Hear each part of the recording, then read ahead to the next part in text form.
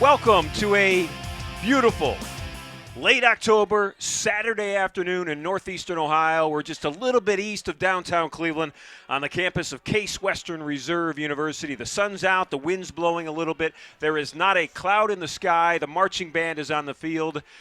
And Andrew and I are in the press box ready to bring you Case Western Reserve University football today as the Spartans host the Bison of Bethany College. My name is Ron Yantz. To my left is Andrew Rossman, and we're happy and excited to bring you President's Athletic Conference football this afternoon here at DeSanto Field. Andrew, if you set up this game on paper, you look at it at Case 4-2, Bethany 1-5, Case coming off a win, Bethany coming off their fifth loss in a row, and you say it could be a wonderful Saturday afternoon if you're a Spartan fan.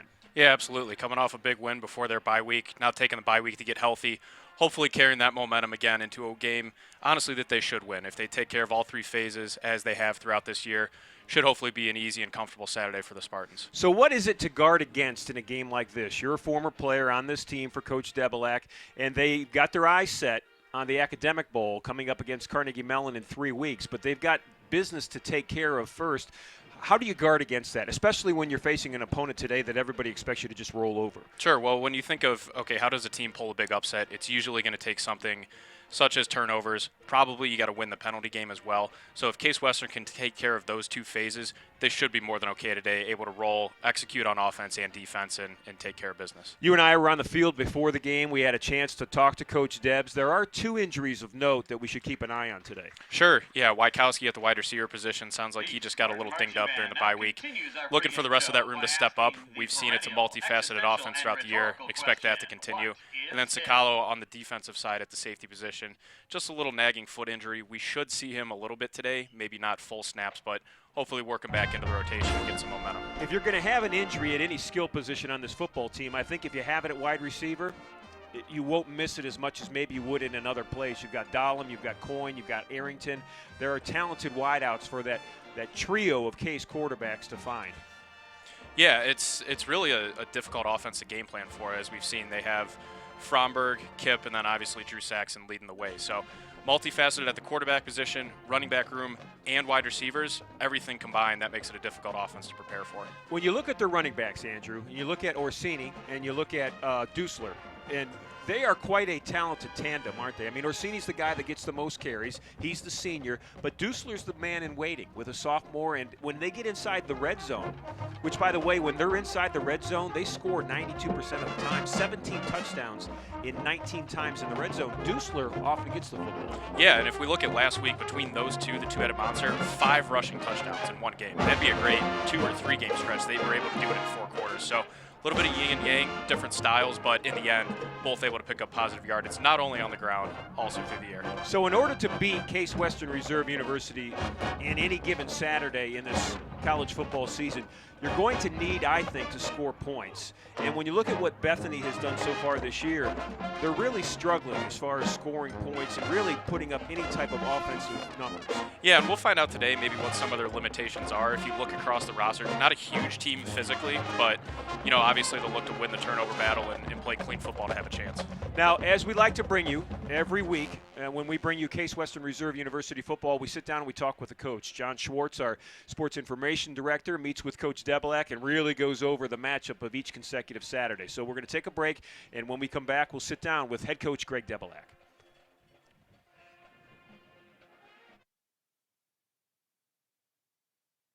Have you heard the news? The Intercontinental Cleveland has earned its 10th consecutive 4-Diamond Award from AAA in recognition of its high-quality accommodations and exceptional service standards. Planning an important event like a corporate meeting, annual conference, fundraising gala, holiday party, or highly personalized wedding? Choose excellence in the Intercontinental Cleveland. Our planning professionals will take time to consider every detail and lead you through an experience which is proudly world-class. Call us today at 216-707-4100 for more details or to request a tour of our spectacular accommodations.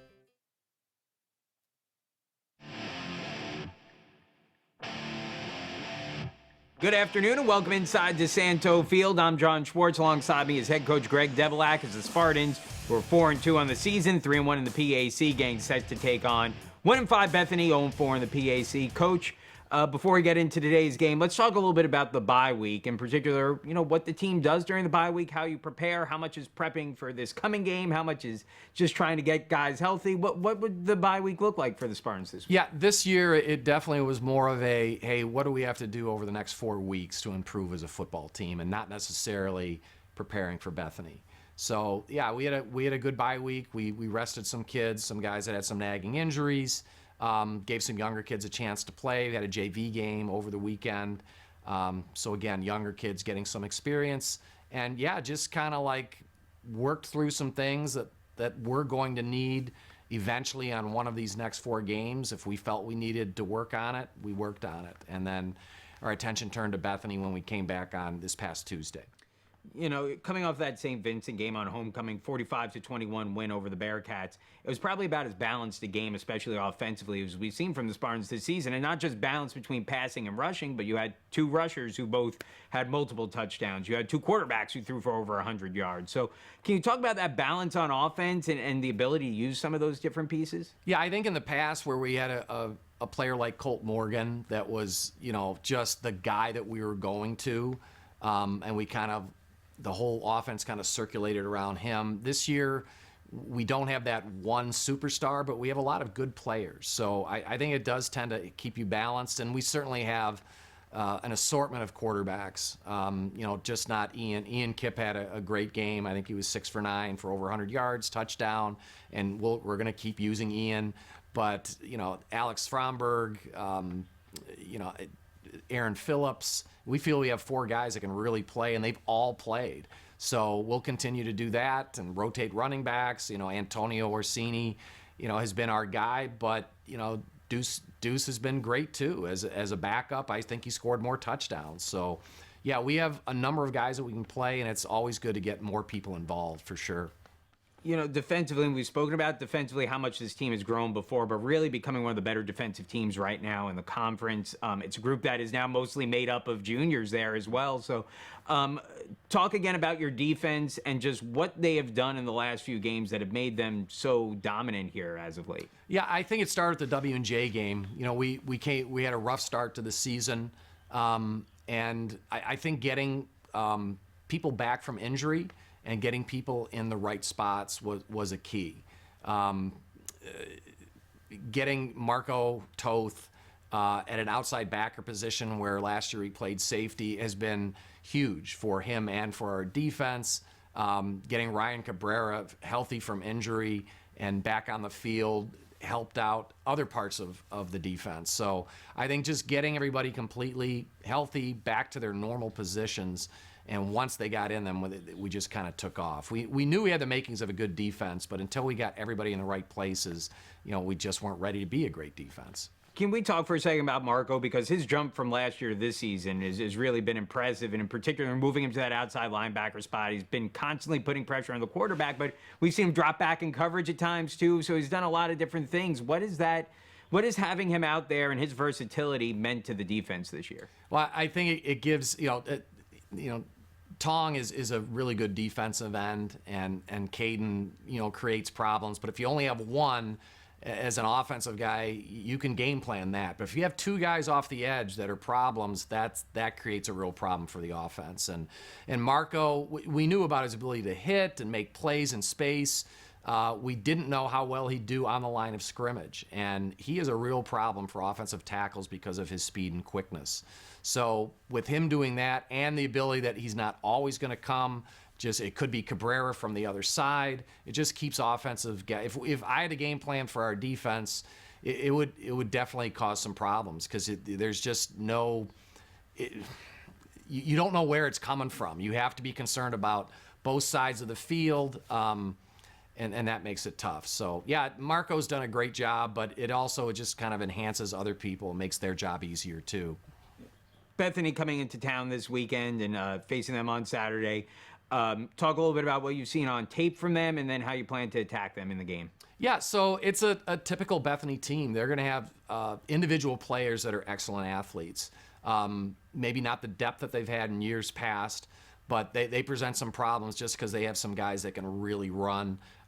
New coach, he's done some really nice things on offense to keep defense is guessing. I respect their defensive coordinator very much. So they're a team that have the people, individuals that can really cause problems, and you have to kind of game plan to, hey, I don't want to let this kid change the game. Let's go in other parts of the field. And on defense, they're a heavy RPO team, so we've spent a lot of time working on their RPOs, and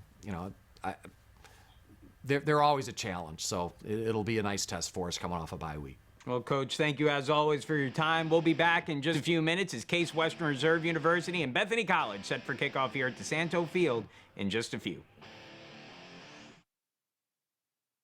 Intercontinental Suites has been transformed into much more than a hotel. It is a center of wellness and tranquility, featuring renovated suites, an expanded fitness center, and pure rooms for guests requiring the most allergen-resistant rooms on the market. C2, our Mediterranean-style restaurant and bar, accentuates the ambiance of relaxation and rejuvenation. Chef Omar Jones has designed a menu full of fresh, locally grown herbs and vegetables, along with a flavorful cuisine inspired by the beneficial Mediterranean diet. Call the Intercontinental today at 216-707-4300 or visit us at hotelsclevelandclinic.com or on Facebook.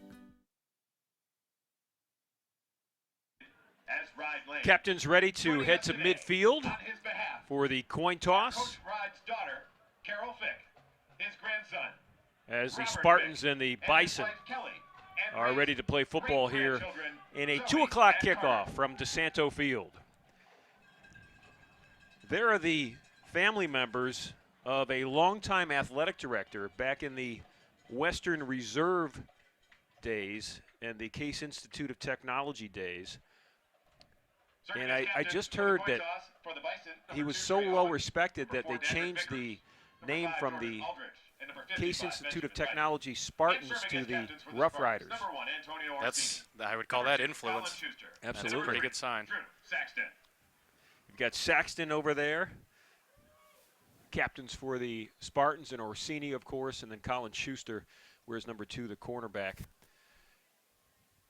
Coach Debelak in that interview with John, Andrew, talked a lot about the defense, and now that it's healthy, although it's going to be missing a key part today in Sakalo, that they really knew that they had a good defense when they would have a healthy defense, and that's really shown up in the last 3 weeks, especially along that Ms. Fick, front would you do seven, the honors? if you will, the down linemen and the linebackers. Yeah, Tails is the call. It is a tails. All right. Bethany has won the toss. We'll defer to the second half. as you said, they're getting healthy at the right time, and really the benefit of this defense for Case Case Western will receive at the scoreboard. is being multifaceted. So they have 5, 6, 7 guys that, physically they look very similar, and also skill-wise they're very similar. So it's easy to kind of plug and play and have different angles coming at the offense at the same time. One of those guys that Coach talked about was Caden Tong, the defensive end from Powell. He's a junior. Leads the team in tackles for a loss, leads the team in sacks, has almost 30 individual tackles. You really like him, don't you? You like watching him play. Yeah, he's probably the one guy that looks a little physically different. He's very long and lean, which when you think about how does that translate, he's able to get arms on the tackle before the tackle can reach him. So that's how he's able to engage, get off, and then really get after the quarterback, the running back, whoever is unfortunately in the backfield and in front of him. So he's been a great player for them. I think this is probably the second straight year that he's really flashed and shown up, and looking for him to continue that great season so far today.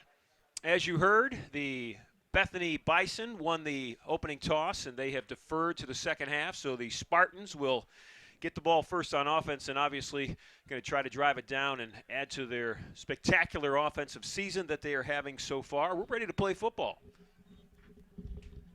Number 26, John McCardle, to kick off for Bethany. You've got Dusler and Orsini back to receive for the Spartans. Dusler at his 15 and Orsini at about the 20. Kicking it off for Bethany will be John McCardle.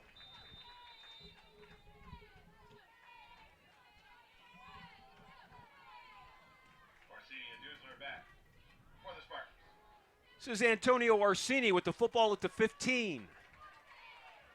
And he gets about 16 yards up to the 31. So coming out first for Case Western Reserve is their senior quarterback, Drew Saxton. Wears number 3.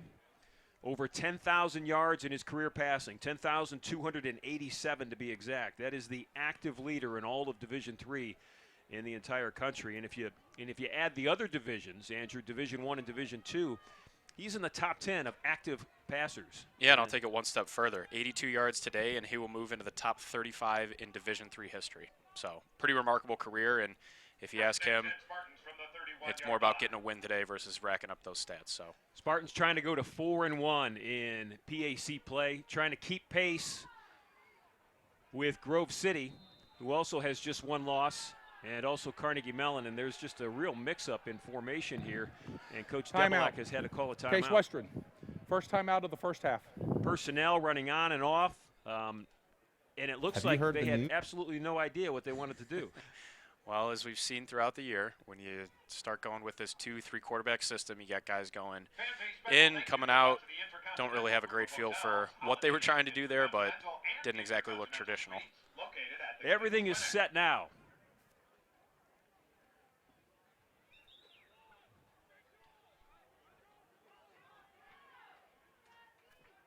Lone back in the backfield will be Orsini. Antonio Orsini, the senior. 407 yards rushing this year. He scored 5 touchdowns. He's behind his quarterback. Noah Coyne, a favorite target, split out wide to the left. In the slot, the wingback in motion, got the handoff, and that's Caden Parlett. This is a new name for us. New name, new play. Not sure how much we've actually seen of the jet sweep action, but positive yards there to start.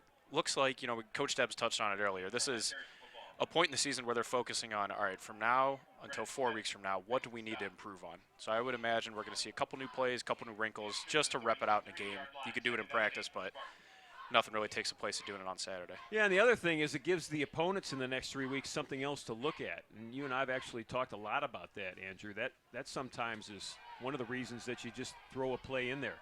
Pass over the middle, and it's a little short just at midfield.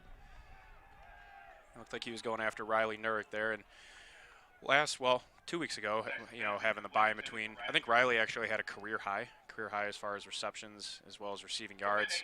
Nice to see him to, continue to emerge and become a growing piece of this offense. He had 7 catches for 124 yards in that victory 2 weeks ago. He's got 25 on the season. And the one thing that's missing, the young man from North Royalton High School, a touchdown. Saxton again to throw. This is Orsini in the left flat, and Antonio gets it past the 35. He's brought down at the 37. Orsini out of the backfield this year. Catches the ball a little bit, but he's not exactly a threat. They certainly have enough of those from the wideout spots. Yeah, I think it's more of a product of what they have available elsewhere. If we think back to last year, receiving core maybe wasn't quite as strong, and you saw a lot more of the screen game. You saw Orsini getting more active and more involved in the passing game, and as you touched on, quite frankly, they really haven't needed him through the air this year, which is good and bad, but overall it's been a positive for the offense. Well, that's a big stop for Bethany because their defense heading into this week late in the season has not been good. So to come out here right away and stop this explosive Spartan offense, that's got to give a Bethany team who's been struggling some confidence. Yeah, that's all that you can ask for. 3 and out to start. Looked like they had a nice ability to rally to the ball there and contain the Spartan offense. But if we're thinking about playing Case Western, Case is going to put up points. They're going to, in my mind, probably get over 30 points at some point this afternoon. So if you're Bethany, you got to score to win. That's probably going to be your outlook for the rest of this. Bethany will start an offensive line that looks like this. Aaron Baird at left tackle, 300-pound senior. Jackson Weaver at left guard, a first-year player, 285. Kajel White in the middle, 5'10", 300 pounds. He's a senior. Ben Wright at right guard, 206, a senior. And Jaylene Thompson, the junior, at right tackle. They'll go to the air first, and they'll go deep. And it's incomplete at the 31-yard line. Good coverage there by Schuster. Seems like he's been here for a decade. Really one of the veterans of the defensive backfield. You see the ball come up here. He's able to lean and locate. You'll hear that all the time from the Case defensive coaches. Lean into the receiver, force him to the sideline, and then get your head around and make a play on the ball. Marquise Robinson is the quarterback for Bethany. Wears number 6. He's a senior. 5'8", 150 at quarterback from Miami Gardens, Florida. This is Robinson. He's in the shotgun. He'll hand it off to Trey Owens, and Owens is met in the backfield and tackled for a loss. That's A.J. Dudowski from his defensive end spot. Yeah, that offensive line, they are physically big. You got some good size on them, but don't expect them to be able to keep up with the speed and agility of the Case defensive line, and probably more importantly, their linebackers this afternoon. Andrew, one of the things that the Spartan defense expects today out of Bethany is a lot of RPO, the run-pass option, because of what you just mentioned. Their offensive line isn't quick enough to stay with sustained blocks.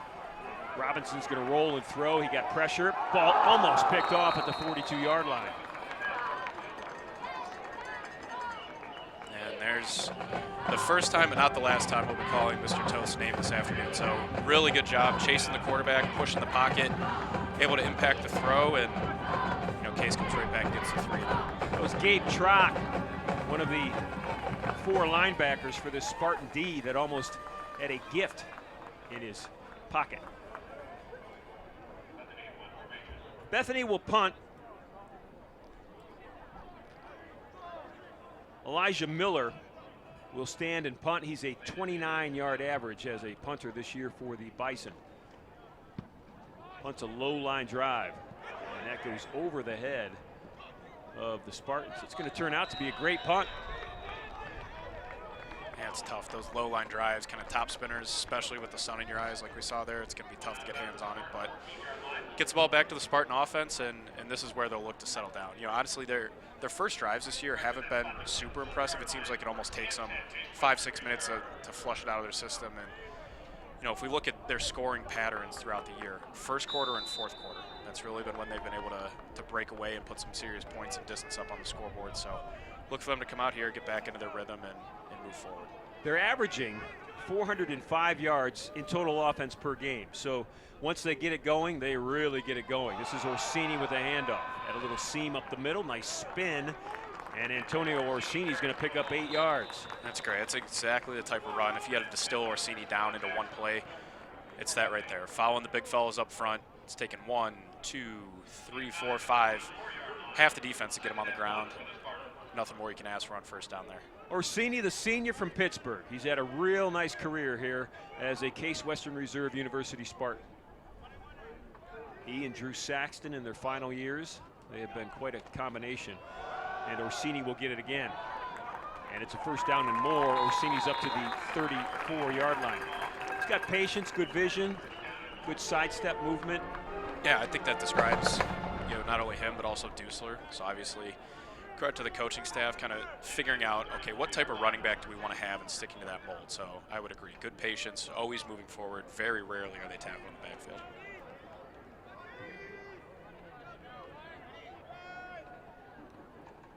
Saxton at quarterback now. We'll see Fromberg and Kipp as this day plays out as well. Orsini again, 3 straight times and 3 straight times with big yards. He's across the 40. They'll mark him at the 41. It'll be a 2nd and 4. They'll keep doing it, doing it, and doing it. That's a Coach Depp special. It doesn't necessarily matter which play it is, but when they find something that works, they're going to do it over and over and over again until you prove you can stop it. They can run the football. As a team this year, they're 4th in the pack with almost 140 yards rushing per game as a team at 138. And Orsini and Dusler are the 2 guys that get most of the carries. This is Orsini again trying to get to the 44, and I think he did get there. It'll be a first down. They're going to move the markers. Ian Kipp will now check into the football game for the Spartans. And here's where it gets fun, Ron. As we've seen in the past, Kipp's going to be a threat not only through the air but also on the ground.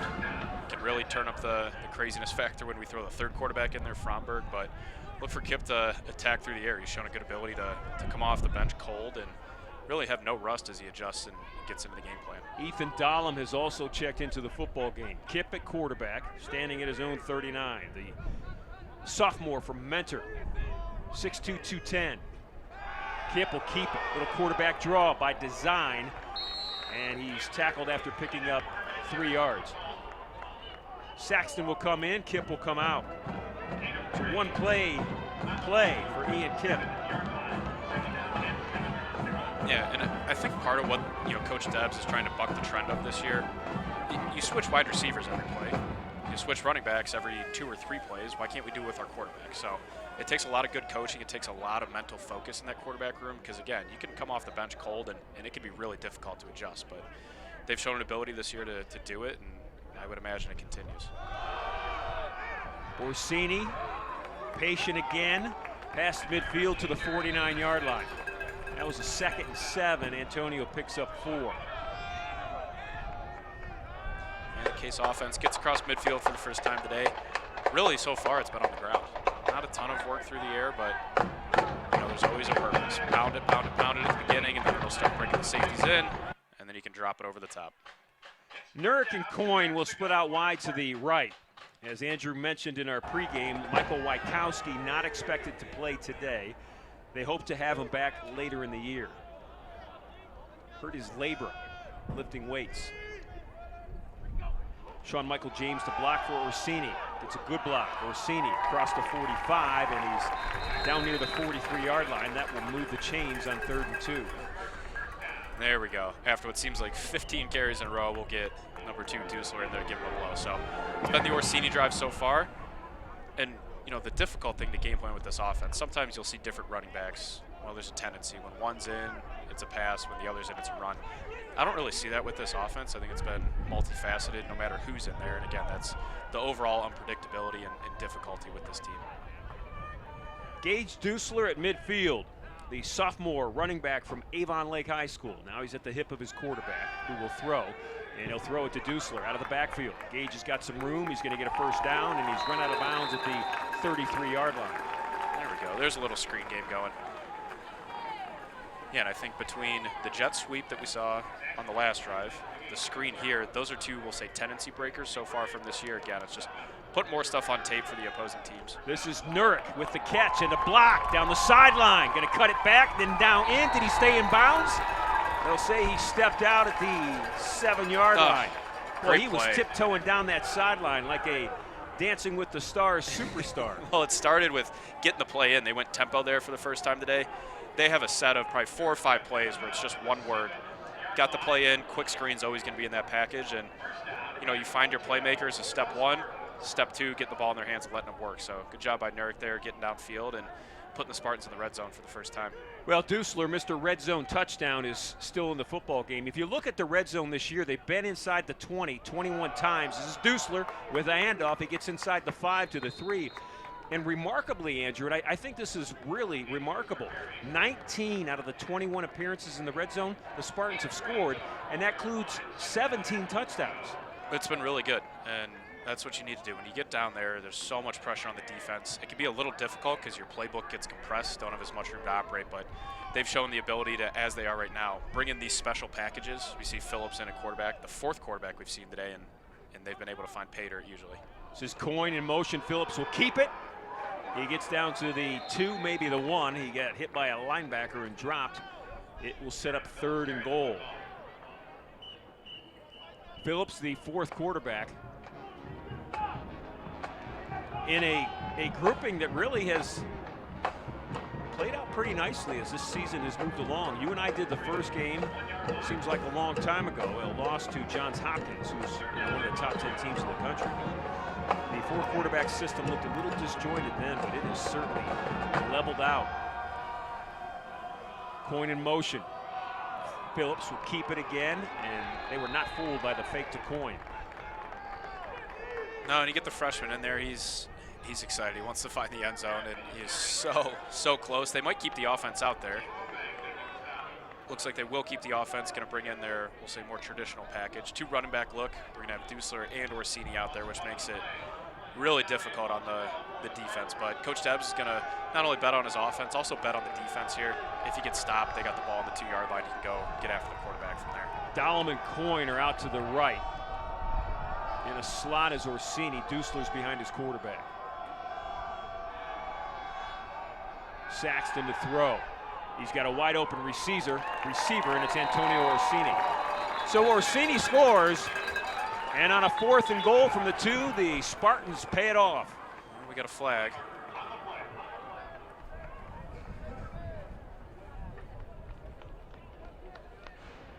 Wait, Bethany's clapping. It's going to go against Case Western Reserve.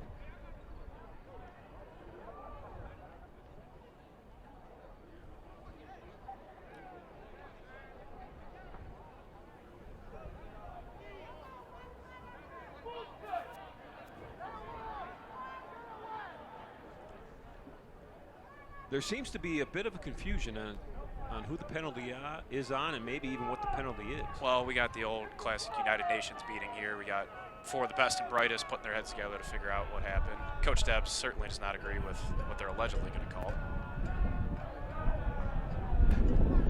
There is no foul for illegal low block. The results of the play, the touchdown. Well, there we go. Everybody likes that. All that just for another touchdown. So we said earlier, Orsini not necessarily a factor in the passing game this year as much as he has been in the past. And what do you know, Ron? They go down and throw the ball in the end zone. So Case able to get on the scoreboard early. It's exactly what you want to do against a team like Bethany. Get up early, keep the pedal on the floor, and go from there.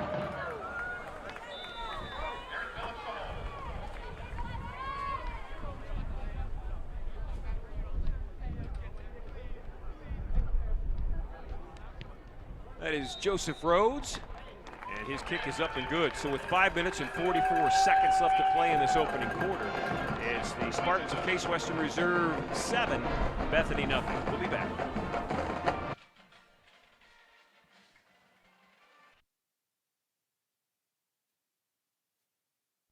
Have you heard the news? That Intercontinental Cleveland has earned its 10th consecutive 4-Diamond Award from AAA in recognition of its high-quality accommodations and exceptional service standards. Planning an important event like a corporate meeting, annual conference, fundraising gala, holiday party, or highly personalized wedding? Choose excellence in the Intercontinental Cleveland. Our planning professionals will take time to consider every detail and lead you through an experience which is proudly world-class. Call us today at 216-707-4100 for more details or to request a tour of our spectacular accommodations.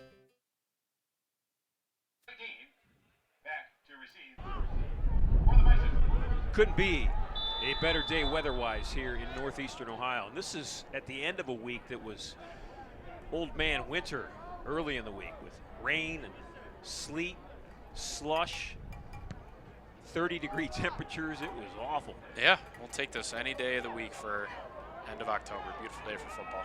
That's Trey Dean with the football for Bethany, and Trey gets it up to the 26. Bethany 1-5 on the year. They are 0-4 in PAC play. They won just one game a year ago, and that was in the middle of the season. They beat Teal 28-7. First-year head coach Brandon Robinson. We need a 40-second clock on the play clock, and please start it immediately. Coach Robinson with some local roots. He was the offensive coordinator and quarterbacks coach at Baldwin Wallace. Yeah, I would say it's time for a change at Bethany. They've been down for a couple years, and anytime you can get fresh blood in there, it's really an unknown. You have no idea where the program's going to go. Usually takes 2 or 3 recruiting classes to see what the fit's going to be like. And first back, it's Trey Owens, and he gets stacked. That defensive front was in the backfield just as Owens got the football. Yeah, we see Tong, Toth. Not really sure who's going to get the TFL there, but that's a good problem to have. I think it was the entire front 7 got a hand on the ball carrier and able to get him down for a loss. Let's mention that front 7, Dudowski, Kelly, and Tong, the 3-down linemen. And then the 4 linebackers across the middle, they're all juniors. Marco Toth, Sean Torres, Gabe Trock, and Ryan Cabrera.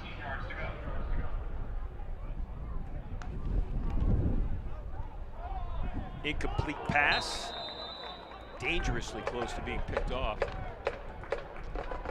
And that defense is swarming. There's just, not only are you not going to be able to get anything done in the run game, you just don't have time in the passing game to let the routes develop and let the receivers separate. It's going to be really difficult all day. So it's 3rd and 13 from the 23. Just inside 5 minutes of play, opening quarter. It's Case Western Reserve 7. Bethany still looking for their first score. Brian Cabrera at outside linebacker looks like he wants the blitz on this play. Here he comes. Deep ball, left sideline. This one will sail deep into the sideline of the Bison. Yep, 12th so that defender. looked easy. 12th defender's the sideline. I mean, you can see it right there. they just don't have time to let it develop. Robinson's pretty much getting the ball and having it dump it right away. So if you're on the defensive backfield side, you got to cover for 2, maybe 3 seconds, and then you should be able to let your boys up front get to the quarterback.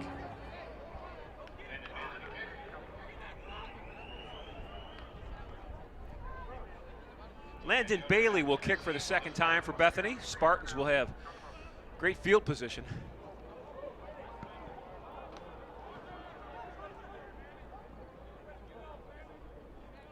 Tell you what, for only having an average of 29 yards coming in, punter looks pretty good. Really getting some roll.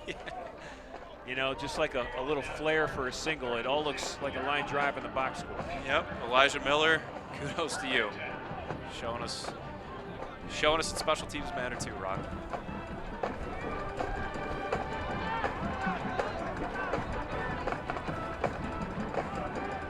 Drew Saxton will lead that offense out. Caden Parlett will come out again. He'll line up in a slot spot. He ran the jet sweep last time he was in the football game. Yeah, we're seeing more Parlett, we're seeing more of Arrington, and again, when guys go down in this wide receiver room, that's why you have depth. That's why they have 5 or 6 guys. It could be a new guy, new main character each week, and it's good to see that culture continue. They fake the sweep. They go down the sideline. Ball caught by Orsini. What a throw, maybe a better catch. You know, you talked about the 12th defender. Orsini had absolutely no room. That 12th defender was the sideline, and it really gave him very little room to land. He did It was a great good. job. Wouldn't be doing my job if I didn't say good on Sunday. 2 Yeah. feet in, but great throw by Saxton, and just as we all predicted, leading receiver on the day, Orsini able to bring it in. Must have heard that I said he doesn't really catch the ball much out of the backfield. Yeah, well, that's how it goes. I don't believe Saxton can throw a touchdown here. What do you think? See if we can See reverse what it. happens. He's going to throw it. Short pass. That's Nerd. Wow. He got upended at the 45-yard line. That was a lookout. That was a lookout throw. Isaiah Thomas able to come in. Good clean tackle. Looks like they're going with a cover 2 look, and with cover 2, you got the corners going to squat underneath there, and anything in the flat's going to get erased. So good job by Bethany on that play, able to get Nurek down for no gain. Ethan Dahlem will check into the football game. Nurek not faced. Staying out there is a tough hit, able to get back up and keep on rolling. Coyne Dahlem and Nurek split out wide to the right. 2nd and 9, Bowles at the 45.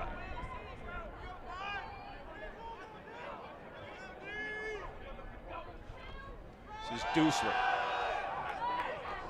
And there's a penalty flag down that came from the backfield. That's going to be a hold. Yep. Yes, it is. Everyone's holding, you just got to keep it inside. You got to hide it.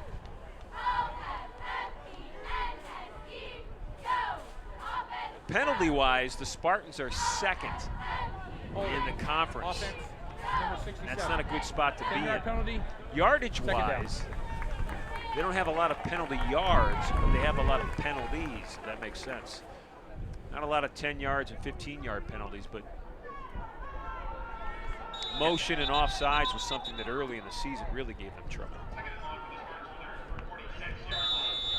Yeah, they're 2nd in the conference, 109th in the country for yards per game, which kind of tells me the conference isn't having a great year as far as penalties go. But typically with a Coach Devilac team, you're going to see very clean, very disciplined, just good quality football usually throughout the year. Saxton will throw, looks right, goes over the middle. Pass caught. And positive yards inside the 37-yard line. That's Fromberg. Come on, you sound surprised. We're still, it's weird. It takes a little bit to get used to. They throw to their 3rd-string quarterback as much as I'm sure anybody in football history has. It was 3rd and 2. Dusler got the handoff, and Gage got the first down. Yeah, my biggest shock, I can't believe that Fromberg's listed at 6'1", 200. He looks much bigger. Maybe it's just a factor of how he runs, but we've seen it throughout this year. He'll get quick underneath throws like that, quick screens off to the edges, and you know, it's not even he's a tough runner from a quarterback. He's just a tough runner overall. Fromberg has 15 carries as one of those rotated quarterbacks this year. Bridgewater, New Jersey. This is Dusler again with a seam. Dusler at the 30, 25, and he gets down to the 21-yard. He's so good. It's so patient, but I almost want to call it aggressive patience. he's always moving forward. Keeps the feet moving. He'll have lateral cuts.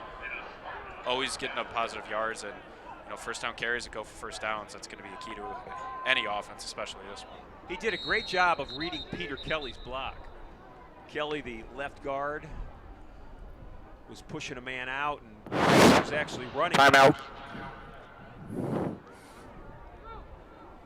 And decided to cut it back in. That's a timeout for Bethany College.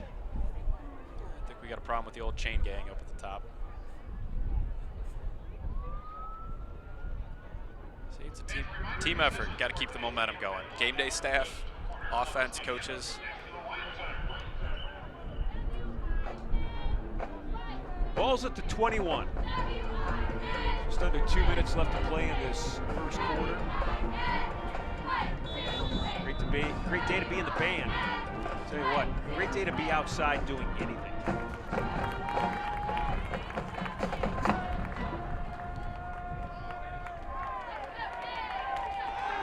Saxton looks like he wants to run. He will. He'll throw it out of bounds.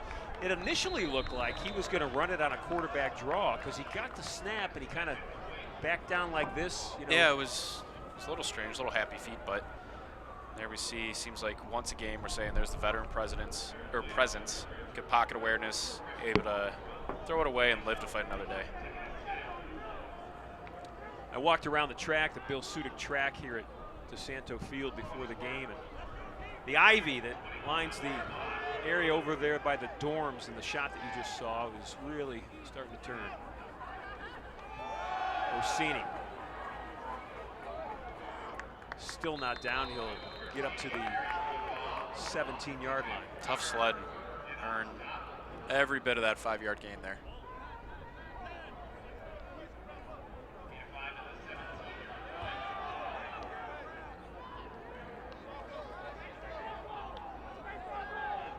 Got third and medium here. Going with the traditional spread look, 2 wide on each side. Orsini in the backfield to see which of the, as we've touched on, deep wide receiver rooms able to pick up the first down here.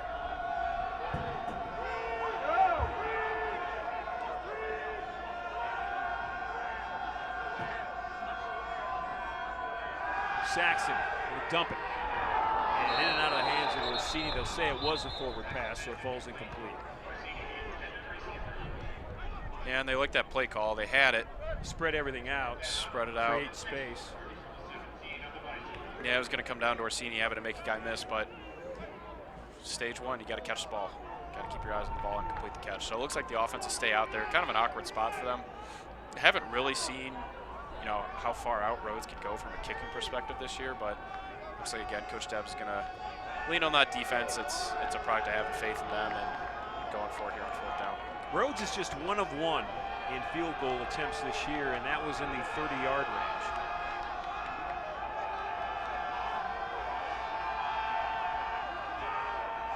Saxton again to the left side. I think he wanted to get it to Orsini, and Antonio just didn't turn around. Yeah, it was a screen.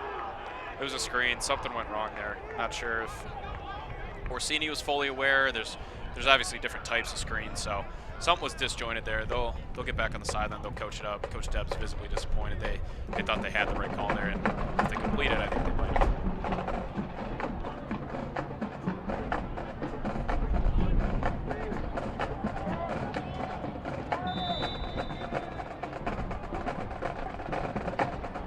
So the Bison going to try to do something in the last 36 seconds that they have failed in the first 11 minutes and 30 seconds, and that's to move the football, and they do not on that run play.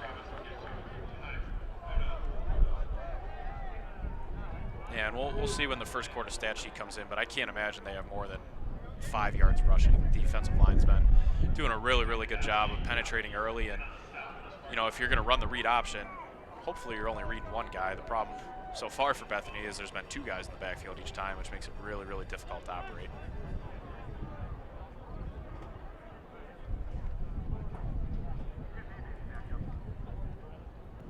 That's the end of the first quarter. 1 quarter in the books. Got another one coming. Spartans 7, Bison nothing. From DeSanto Field. We'll be back in moments.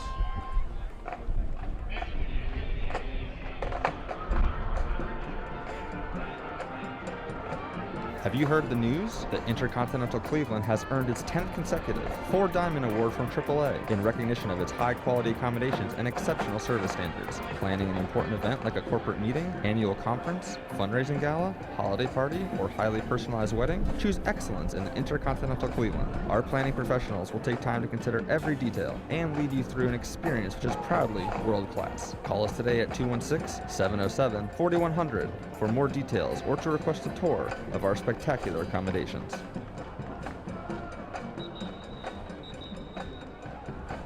Say hi to Sparty. Was he Sparty before Sparty Up was Sparty in Michigan State and East Lansing? Well, of course, I would think that Case Western sets the standard. We're the ones that invented it. I have no historical background to say that, but he's our Spartan. That's our guy. That's the story. We're sticking to it. 2nd down 9. The Bison with the football at the 18-yard line. Going to try to pass it over the middle. Pass caught, then fumbled. Ball's loose. Spartans have it. And they'll mark it at the 30-yard line. There's a lot of good hitting going on over there. A lot of pinballing around there. Looks like we had Sean Torres. I don't know if we're going to call that a pick, a fumble. Well, Mickens caught at the tight end, Tim Mickens, and was running with the football, I think. We'll see it here on the replay, but they just started pounding Mickens. There were 3 or 4 Spartans that really got after him. Yeah, and at the end of the day, Spartan's able to get the turnover. We said at the beginning, if Bethany wants to have a chance today, they have to win the turnover battle, and Case able to get the first one of the day. Plus territory. Looks like we got Kip out there to see if he can provide a spark to the offense. It's been able to drive down 1 for 2 so far in the red zone. Ian Kipp will hand it off to Orsini. Antonio tries the left side of that line, and it's a good run. Orsini up to the 23-yard line. Yeah, and as we look at the first quarter stat sheet, total offensive plays for Bethany, 7 yards, 2. Hard to win with that, just a time of possession yardage issue. Case, 25 plays, 147 yards, as we said, able to get on the scoreboard early. Looking to capitalize on a turnover here as well. 7 plays, 2 yards. Nowhere to go up but up on that one. Well, and you know what? Coach Miller, he wishes it was 0 yards. That's what I can guarantee. This is Kip again. Orsini will try it on 2nd and 4. And Antonio's inside the 15-yard line. Yeah, it looks like they feel like they've figured out something in the run game. The first quarter was more of a straight ahead counter look. This time they're going with more of the zone blocking. Stretching it to the right, stretching it to the left. Usually go to that when you feel like your offensive linemen have the athletic ability to do that, be able to run, really turn the shoulders of the D linemen and linebackers and create those seams that Orsini is so good at picking up on and hitting as he does. Kip at quarterback this year after 6 games. He can run it and pass it. He's got nearly 150 yards rushing with a touchdown, and he's thrown for nearly 300 with 3 touchdowns. He'll take it, he'll roll, he'll throw. This is the fullback, Sean Michael James. That's it. Now the game can start. Once 44 gets his catch, his bootleg catch, now we know it's an official Spartan Saturday. Every game he does it, and it's effective. It's 5-6 yards each time. And you know something that he hasn't done? He has 0 carries this year.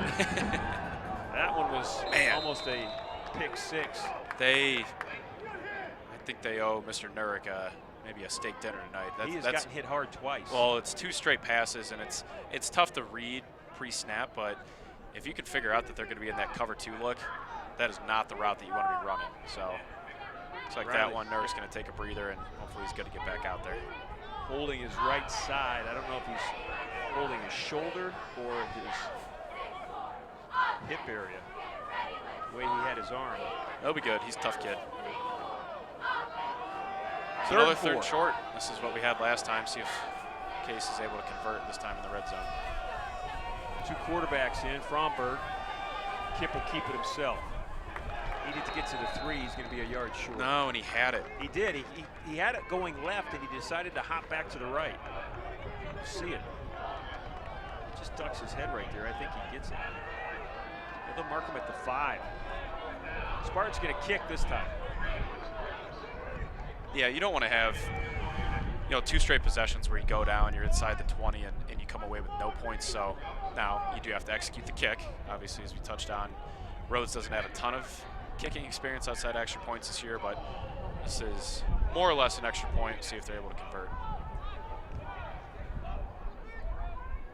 Joseph Rhodes, the 5th from the left side. And that is good. Curls around the goalpost. And with 12 minutes and 26 seconds left to play in this opening half, it's Case Western Reserve 10, Bethany nothing. We'll be back.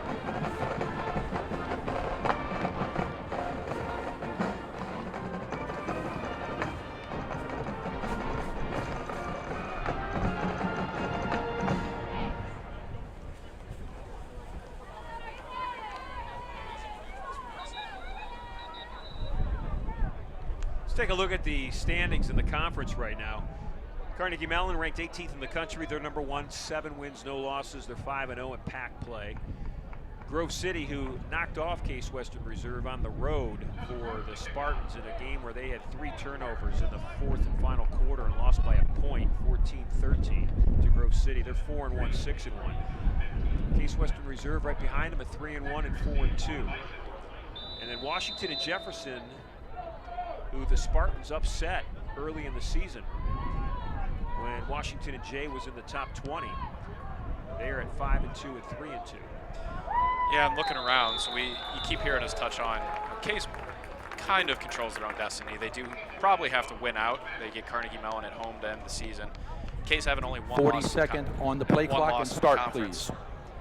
They need a Grove City loss. Grove City holds the tiebreaker over Case, and if I go and look around the league, Westminster is currently up 10 points at halftime on Grove City. So that would be the final domino that Case needs to fall to control their own destiny. Obviously, Case needs to continue to close this game out and then take care of business the next couple weeks. But domino number 1, looks like Grove City is, at least for the time being, in a dogfight over there with Westminster.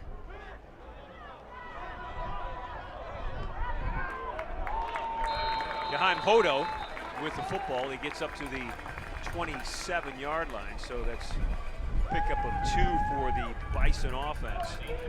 Yeah, defense looks good. Yeah, it seems like each tackle, it's 3-4 Spartans rushing to the ball carrier and able to get them on the ground.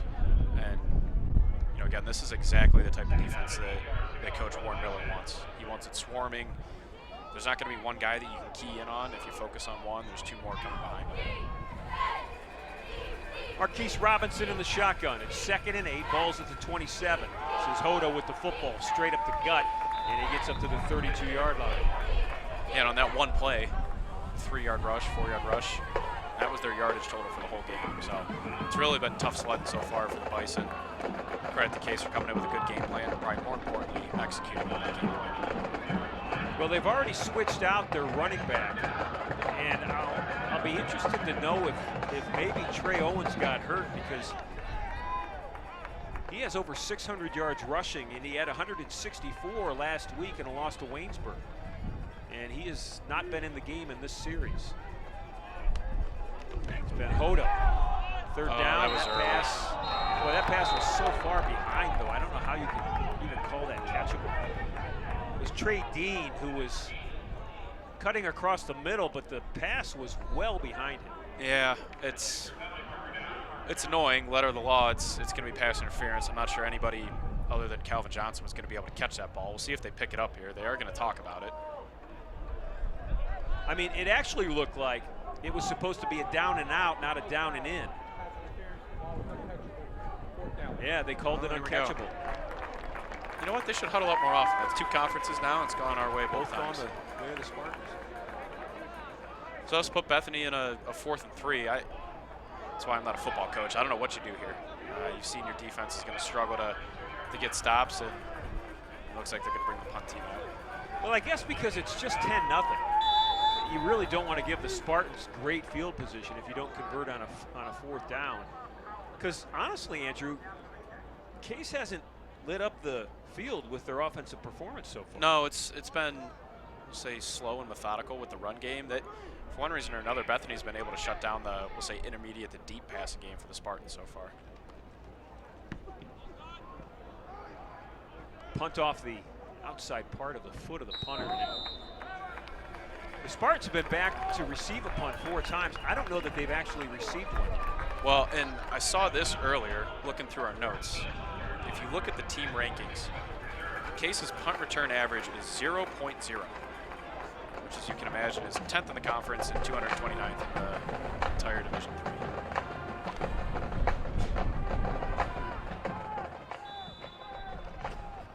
I wonder what 9th in the conference is. Half a yard. 0.2.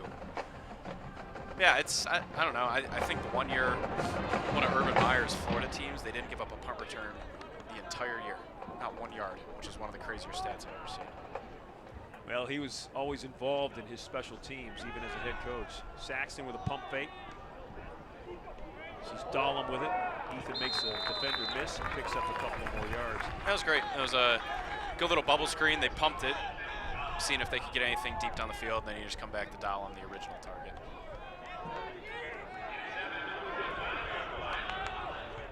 Case working quickly. Orsini needed 3. He'll get maybe 2.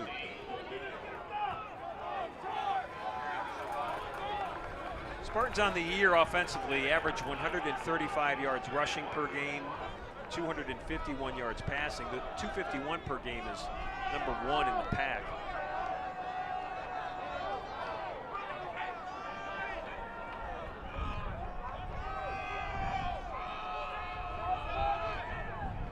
Blocker set up. Orsini will follow his fullback. Antonio needs 2 yards. He's going to push the pile and get about 6. That's perfect. Perfect third and short. Good patience. You see it here. He doesn't necessarily get stuffed, but he does get held up at the line and then able to stay patient, keep the feet moving. Credit to the offensive linemen staying on their blocks. You see 61 there. Able to keep the ball moving and pick up the first down.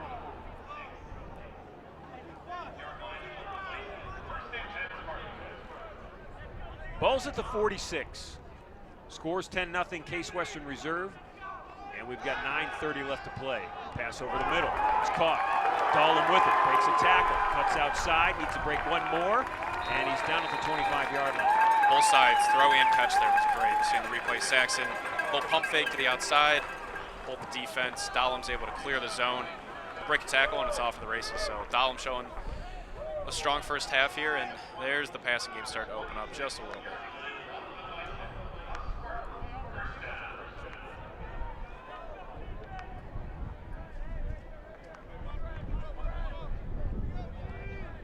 Jake Gron's now in the football game for the Spartans. He's in a slot on the left of his quarterback, Saxton. Yeah, he's another big boy. Get him the ball in space, and he's usually pretty tough to get on the ground. Hand off Orsini. Behind blockers on the right side. Nice spin by Antonio Orsini. Going right, spun out of it, but It's back weird. to the left. When we were sitting on the bench in pregame, and I think it might have been actually after you left, the running backs were practicing almost a drill that looks identical to that. They hit the ball and they practice that backward spin move. It's a little different. It almost makes me think of Kareem Hunt on the Browns. He's got a kind of that. He puts his back into him and just keeps the feet pushing and moving and spinning and able to pick up positive yards again. Orsini's having a really good game so far. Grons and Coyne split out wide to the right, 2 receivers to the left, and 1 back in the backfield. That's Orsini. 2nd down and 2 for Case Western. Throwing back. This is Coyne with a blocker. Coyne with a nice cut. And Noah Coyne is in for a touchdown. Great play. It's the day of the screen. The day of the screen. It's probably the 4th or 5th screen pass. I think it's gone to a different guy each time. And you see here Coyne able to get it. He's a bigger receiver. It takes him a little bit to get going, but takes a little jump cut to the inside, lets the blocking set up, and able to find the end zone.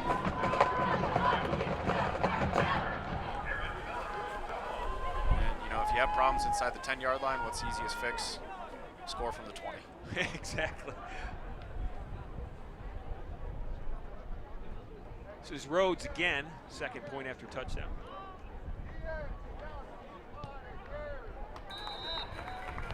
Joseph Rhodes nearly perfect on the year. He's 12 of 13, and the Spartans take a 17-point lead. 8 minutes and 8 seconds left in this first half. And that's more like it. That's what you expect. So you got 8 and change here. I mean, really, it's going to be difficult for the Bison offense to, not only hold the Spartans to 17 points, but they got to score 17 themselves to have a chance in this game. The Spartan defense has done such a good job, and that's why we talk about complementary football. Maybe the offense sputters a little bit at the beginning, Doesn't necessarily have the red zone success that they think, but when you have a defense like they do, it gives you chance after chance, and finally you're able to break the seal and get back to your scoring ways.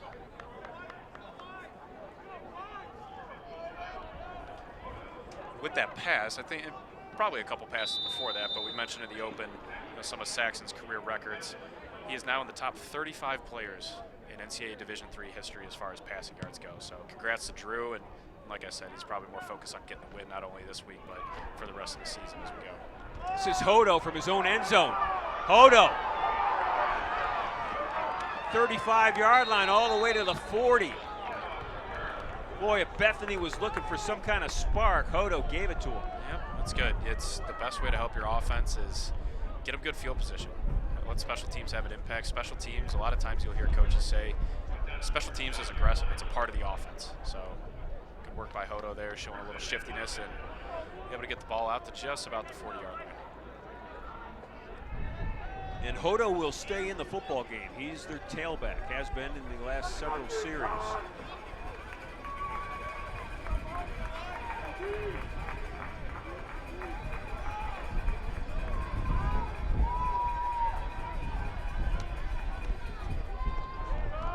Hodo got the football and lost 2 yards because coming up from his linebacker spot, Ryan Cabrera. Seems like once a game, if not more, Cabrera's chasing someone down. He can really, really run. He looks like a safety. I think we heard, Toth in the open. That's kind of a conversion that he went through as well, going from safety down to the linebacker position. And it can bite you when you play a team that's more smash mouth and really has some big uglies up front to lean on you. But if it's a read option attack like the Bison are using today, those guys can run and that'll blow up any reads that you're trying to make. Coach Debelak and I were talking about player size and how oftentimes it's a determining factor as to where that player goes division-wise, 3, 2, or 1. Bethany, and he said he's always felt that size isn't as important as is ability. And I think if you look at the linebackers for Case Western Reserve, it's a great example. Cabrera and Toth are both, well, let's look at it. Toth is 180 pounds, 5'8". Cabrera is 5'11", 195. Yeah, it's speed. It's tough to game plan against it. Like I said, you can run the read option. You're going to read the guy, but what do you do when you make the read and then he's fast enough and quick enough to recover and go the other direction? So speed plus the coaching that they have, that's how they're really able to get these linebackers out in space. And I say it every week, it's a linebacker-driven defense. There's only 3 down linemen through the 3-4. The linemen suck up the blockers, and then these linebackers really go out and run. And Coach Miller can't be anything more than pleased with what he's seen out of them today. So it's 2nd and long, 2nd and 11. Quarterback almost got sacked in the backfield. Somehow, Hodo got that handoff. I thought Robinson still had it. Hodo got it, and he picks up almost the first down. Yeah, and that's what they're looking to do. Take advantage of the speed, or, kind of flip it around. If Case is going to come in flying like that, got to make the read and be able to pull the ball out. Then you'll probably have a lane behind it, but this is where we're going to see if Bethany has a chance. They got to get first downs. Not sure they've converted a 3rd down yet at this point. Maybe 1, but looks like they put their bigger package in, see if they can get the short yardage conversion. That's Charlie Mills now in the backfield, the fullback-looking type body. Robinson will throw it, ball across the middle, and a nice catch. And holding on to the football for Bethany. Deion Parker's only 5'7", 150. He really went up and got that ball. That was a great catch. Good throw by Robinson, and like I said, if Bethany hopes to have any chance of mounting and come back here, going to have to convert on 3rd down like they did there. So I don't see 13 on the roster. Got him on the 2 deep. That's You're interesting. Right, he's not on the roster. Oh, he's out there making plays. He is. Sack, fumble. Spartan's still on the floor. Oh, it's going to be a scrum. We got a good one. It's like 2 Spartans had a chance for it. Not sure who came up with it ultimately. Tong able to get the strip sack there. Bethany keeps it. Bethany keeps it. It's frustrating, but still, I'll take a strip sack any day of the week like that. The center, Kajel White, was able to hold on to that football. Yeah, looks like Marco Toth is going to come off here a little hobbled, but plug and play. Put the next linebacker in there. So Yahim Hodo, who had been very effective in the last 2 series in the backfield, gingerly left the field on that 3rd and 2. He has not been back. And I've mentioned already Trey Owens, their tailback, their leading rusher, has been absent as well. They may be down to their 3rd back, which may cause them to do more of this. That's pass the football. I'm laughing because it's whenever there's a completion like that in the flats, Coach Miller, the defensive coordinator, he's never been okay with that. He never thinks it's acceptable. And sure enough, I mean, it's only a 2-3 yard gain, and he's immediately in the linebacker's ear. It's funny. It's good, though. I mean, they're up 17-0. They've had a great game plan so far, and you show he's never satisfied. He wants to completely lock it down, no yards at any point. Robinson to throw behind his receiver at the 31-yard line. Try to get it to Jacob Munoz. And Bethany's going to have to punt the football. Yeah, and this is super fake territory. Looks like they are putting the punt return team out there, but this will be punt safe all day. Can't have any funny business. Just let them get the punt off, call fair catch. Landon Bailey will punt it.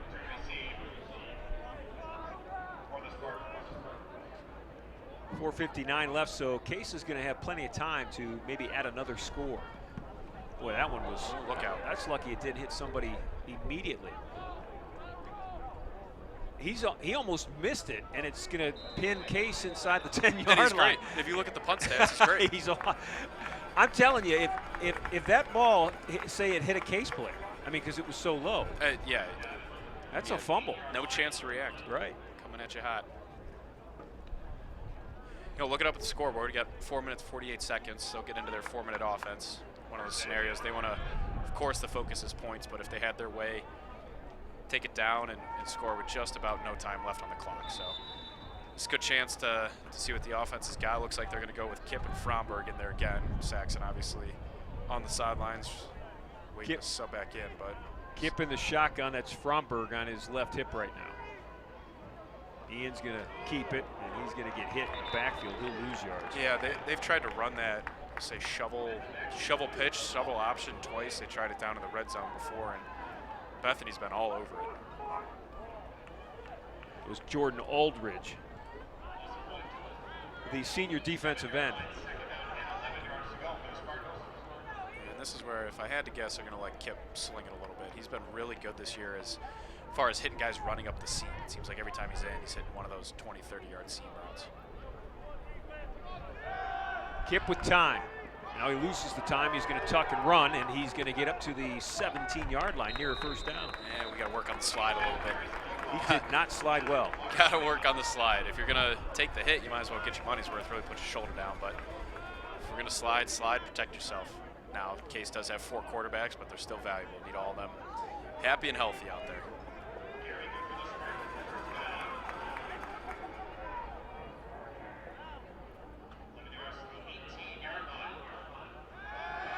Kip still looking.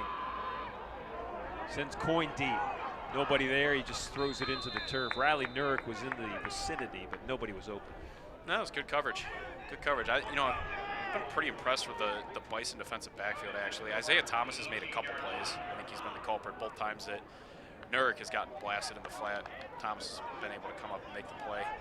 And it's still 17-0. You got Case somewhat backed up into their own territory. Bethany got to be looking for a pick here. Got to be ball hawking. Got to make it easier on the offense if you can. Second and long. Kip again to throw. And he's going to get hit as he tried to step into a deep pass to Noah Coyne. He had plenty of room in front of him. If he wanted to just tuck and run that one again, he could have picked up at least 8 yards. He did, yeah. And I'm sure he's looking to pass first. Good play by Jordan Aldridge there, able to stay persistent and go get the quarterback on the ground. But Kip just not having great pocket awareness there. He did have the time. at that point, you either got to take off and take the 7-8 yards or dump it off somewhere. So it's 3rd and 12.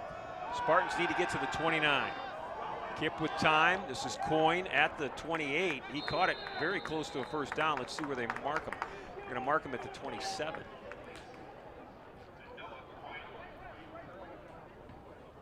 Yeah. So what do you do, Coach? I'm going for it here. I mean, I haven't seen anything from the Bethany offense that makes me scared about them getting the ball in short territory. I think you go for it here. Kip has shown, if and when he wants to run, he's going to pick up 3-4 yards fairly regularly. So see what they do. They got, looks like Dusler in the backfield there as well. Brought Grons in the game to block. Kip's just going to keep it and move forward, and that second effort gets him up to the 31-yard line. Well, there was no mystery there. He had all the big uglies packed in tight, and Kip able to put the head down. He's pretty long and lean too, so I mean, you get those taller quarterbacks, more or less just fall forward and you'll pick up a yard or two. Little breathing room now. Yeah, a little breathing room. Clock just starting to become a concern. In case 2 timeouts left, we just went under 2 minutes left on the clock.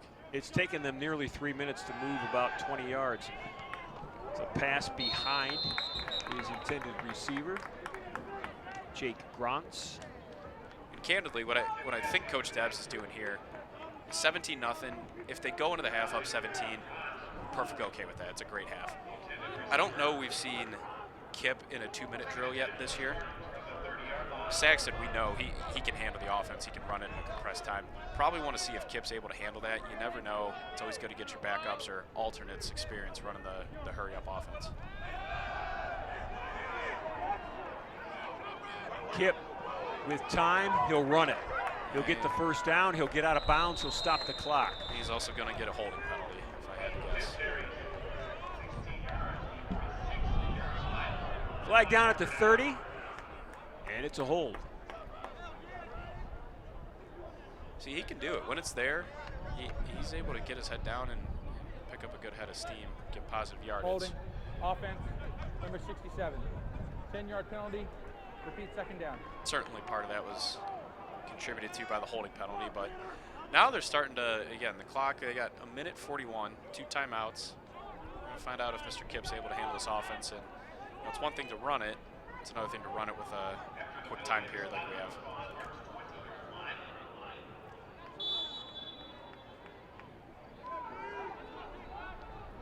They'll stay in that 4-receiver set with Dusler, the lone back in the backfield.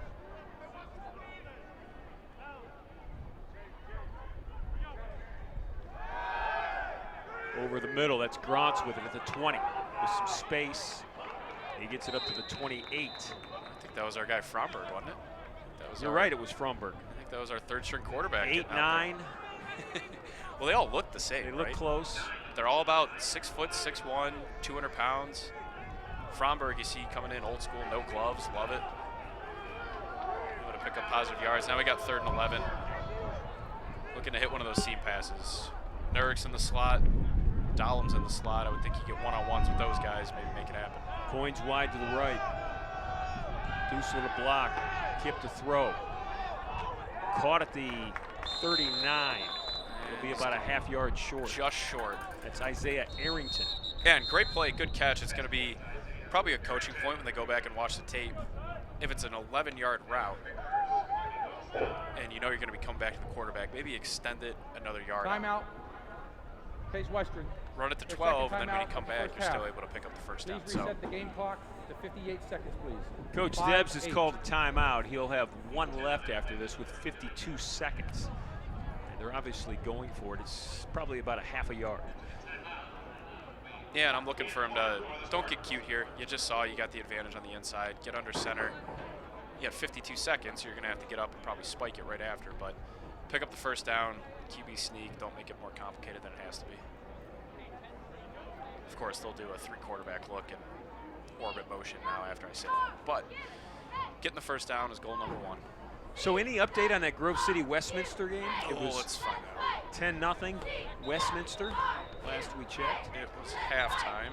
It is still 17-7 Westminster over Grove City. So that's what it was. That was the 10-point spread. They're 17-7. into the 3rd quarter at this point.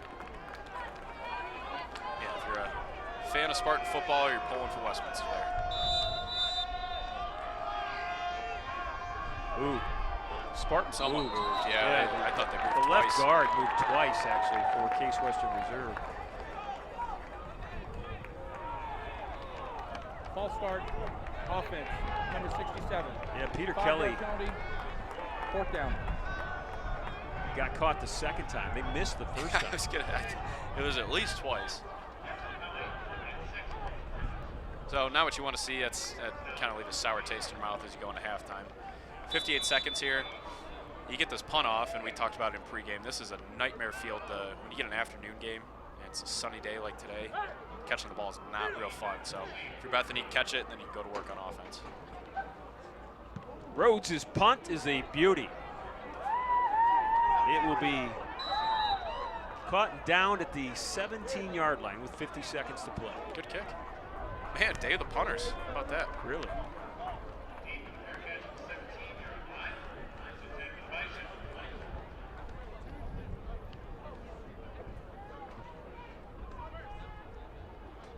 So if you're Bethany, you get the ball to start the second half. If you got a chunk play, if you got those plays that are starred, asterisked in your playbook, this is where you got to pull them out. Find a way, get down there, get points on the board, get the ball to start the second half again. Well, it's a good sign for Bethany. Yahim Hodo is now back in the backfield. He's behind his quarterback at the 10. He'll get the football. He'll try the right side. There's plenty of room. And Hodo's up to the 35-yard line. That's far and away their best play of the day.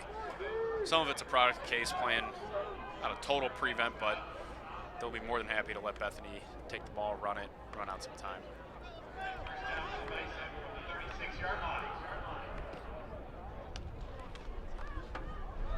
Hodo again. Stacked up at the 39. And Bethany almost looks content to take it into half. 2 timeouts, no real urgency. A little surprising. I mean, you got to take advantage of every opportunity you get here, but again, there's probably a reason we're up here in the booth. Now it looks like they're just going to let this one run out. They certainly have time on the play clock to let it run out, and that's exactly what they're going to do. We're at 5 seconds, and both teams are starting to head into the locker room. So at halftime here at DeSanto Field, the Spartans are pitching a shutout. They have 17, and the Bison of Bethany College have 0. 17-0. Coach Debilak's team at halftime as Case Western Reserve trying to improve to 5-2 on this football season and keep pace with their nemesis Carnegie Mellon in the PAC. Take the extended halftime break. Plenty of on-field activities. We're going to show you the marching band in their entirety, so look forward to that. We'll take a timeout. We'll be back as the Spartan Marching Band get ready to perform here at halftime.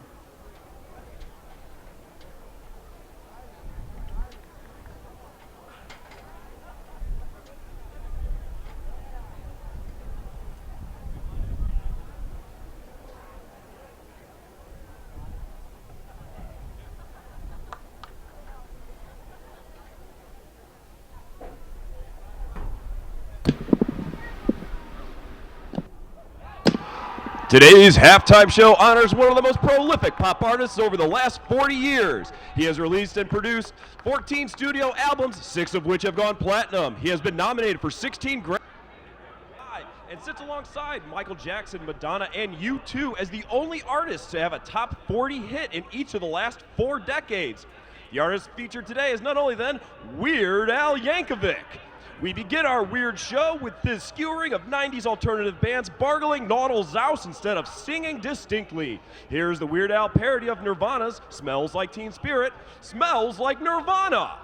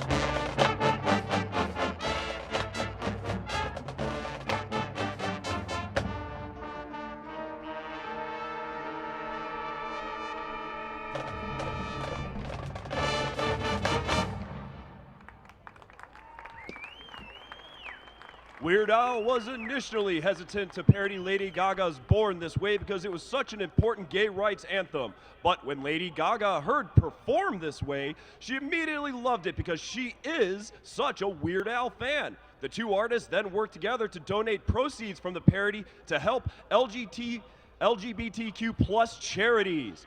Here is Perform This Way.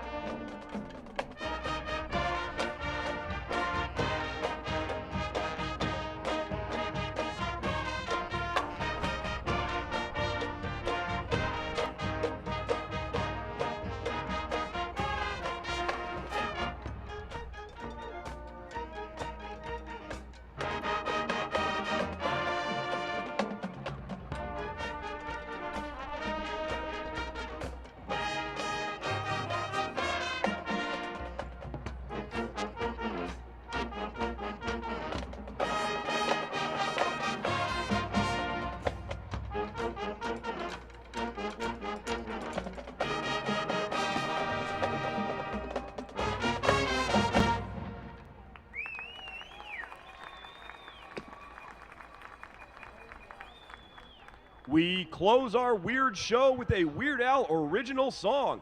In addition to parodying specific songs, Weird Al also writes style parodies that mimic artists' entire catalogs, often better than the artists themselves.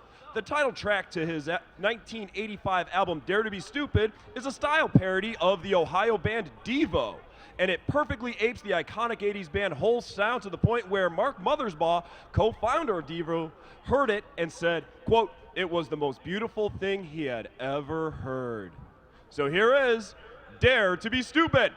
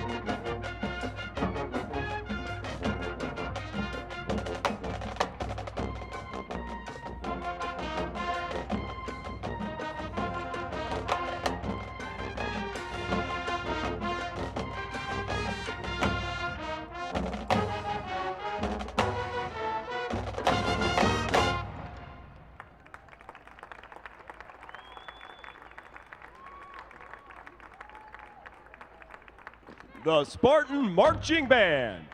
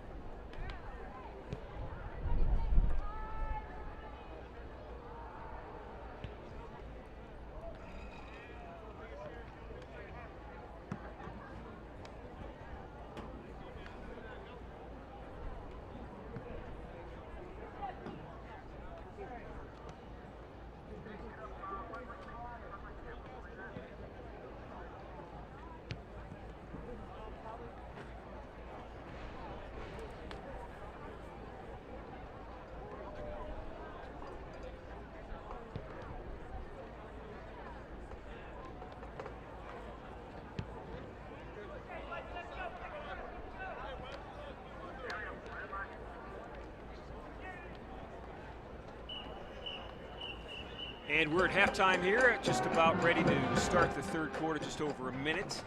17-0, Case Western Reserve with a. Well, you and I were talking at halftime. I wouldn't call it an impressive first half, even though it's 17-0. It just you mentioned there seemed to be no rhythm or fluidity to the game, and I would agree. Yeah, and I mean, listen, it's 20 and 21-year-old kids. It's tough to keep them motivated each and every week. If this is the unmotivated version and they're up 17-0, then okay, that's a pretty good sign. But halftime can usually provide a little jolt. You just got to keep pouring it on. Don't make this anything closer than it needs to be. Get it up to 30 points, and then you can start to get some backups in and get some reps. But take care of business early. Let the third quarter be normal operations, and then from there we can figure out what to do. The 0 points scored by Bethany will tell you that the defense has played well, but then when you look at the statistics, they've really played well. Yeah, I mean, it's been dominant. I think every single linebacker's got a TFL. I think they have TFLs with each other. Again, I think every tackle in the backfield, there's been 3 or 4 of them jumping on. You think of Torres, Trock, Cabrera. Everybody's been able to get in the background. Caden Tong's been his usual disruptive self on the D-line as well. And it's really been a day where we haven't called a lot of the DBs' names, which is a good thing. Defensive backs and referees, you don't want people to know who you are. You want anonymity is your friend. So credit to the front 7 for, like I touched on in the first half. If the offense is struggling, can't get off the ground, really, best way to help them out is continue to give them opportunities, continue to put the clamps on the defense, and that's exactly what the Spartans have done. Bethany has run 19 plays, and they'll get it to start the third quarter, and they have only 47 yards total. And here's the touchdown pass to Antonio Orsini. That was the first touchdown of the day. That happened in the first quarter. Quick little 2-yard pass. Joseph Rhodes to kick off to begin the third quarter.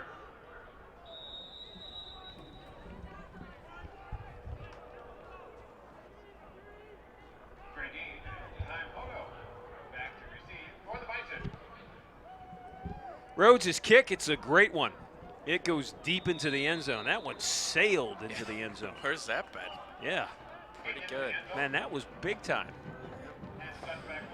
Well, we'll get the Bison offense back out there, and like we said, it's been a total, top-to-bottom effort from Case's defense. We look at the first half stats, as you touched on. Bethany, 31 yards rushing, not great. 16 yards passing, really not great. So really a stat booster for the Case Western defense. Now, it takes a lot of mental fortitude to keep that going for 4 quarters. You don't want to have a bust. There are really good athletes over there for Bethany. Don't want to be giving up any chunk plays. So keep doing what you're doing and get out of here with a win. Pass tipped and falls incomplete. Boy.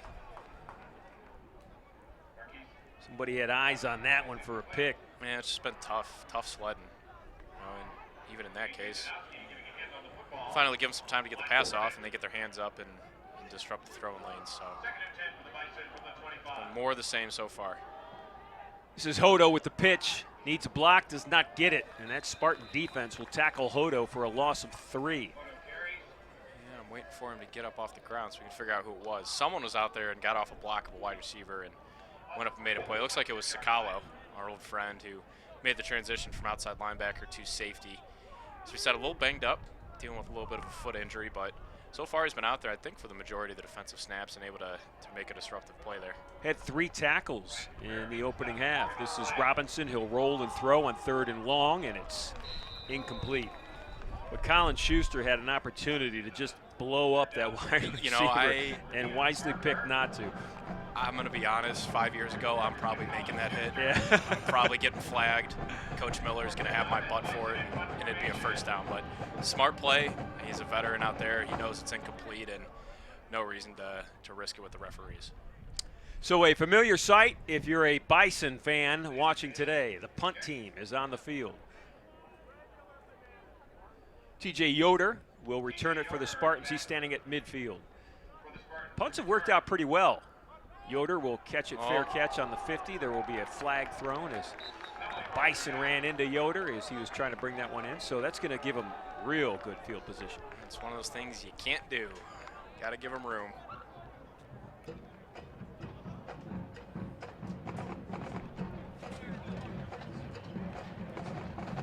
Kick catching interference. Kicking team, number 2. 15-yard penalty, first down. Welcoming to our broadcast now, Joe Onderko. the commissioner of the pack. Welcome to Case Western Reserve. Thanks, Ron. Appreciate it. Great to be here. What a beautiful day. It's hard to believe we almost got snow earlier in the week, but right? That's what, Joe, come on over here. Yeah, we're going to sure. show everybody.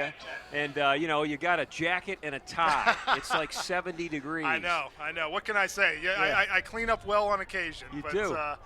Glad to be here. I mean, I always enjoy coming over to Cleveland and seeing Case play and seeing the good folks over here. So it's a shame. It's a shame it's a fall break. You don't have quite the crowd here you usually have at a Case football game, but still nice to see everyone. Joe, did you have broadcasting in your background? I do. You have a great voice. Injury Thank you. timeout. Appreciate that. Yeah, sounds good.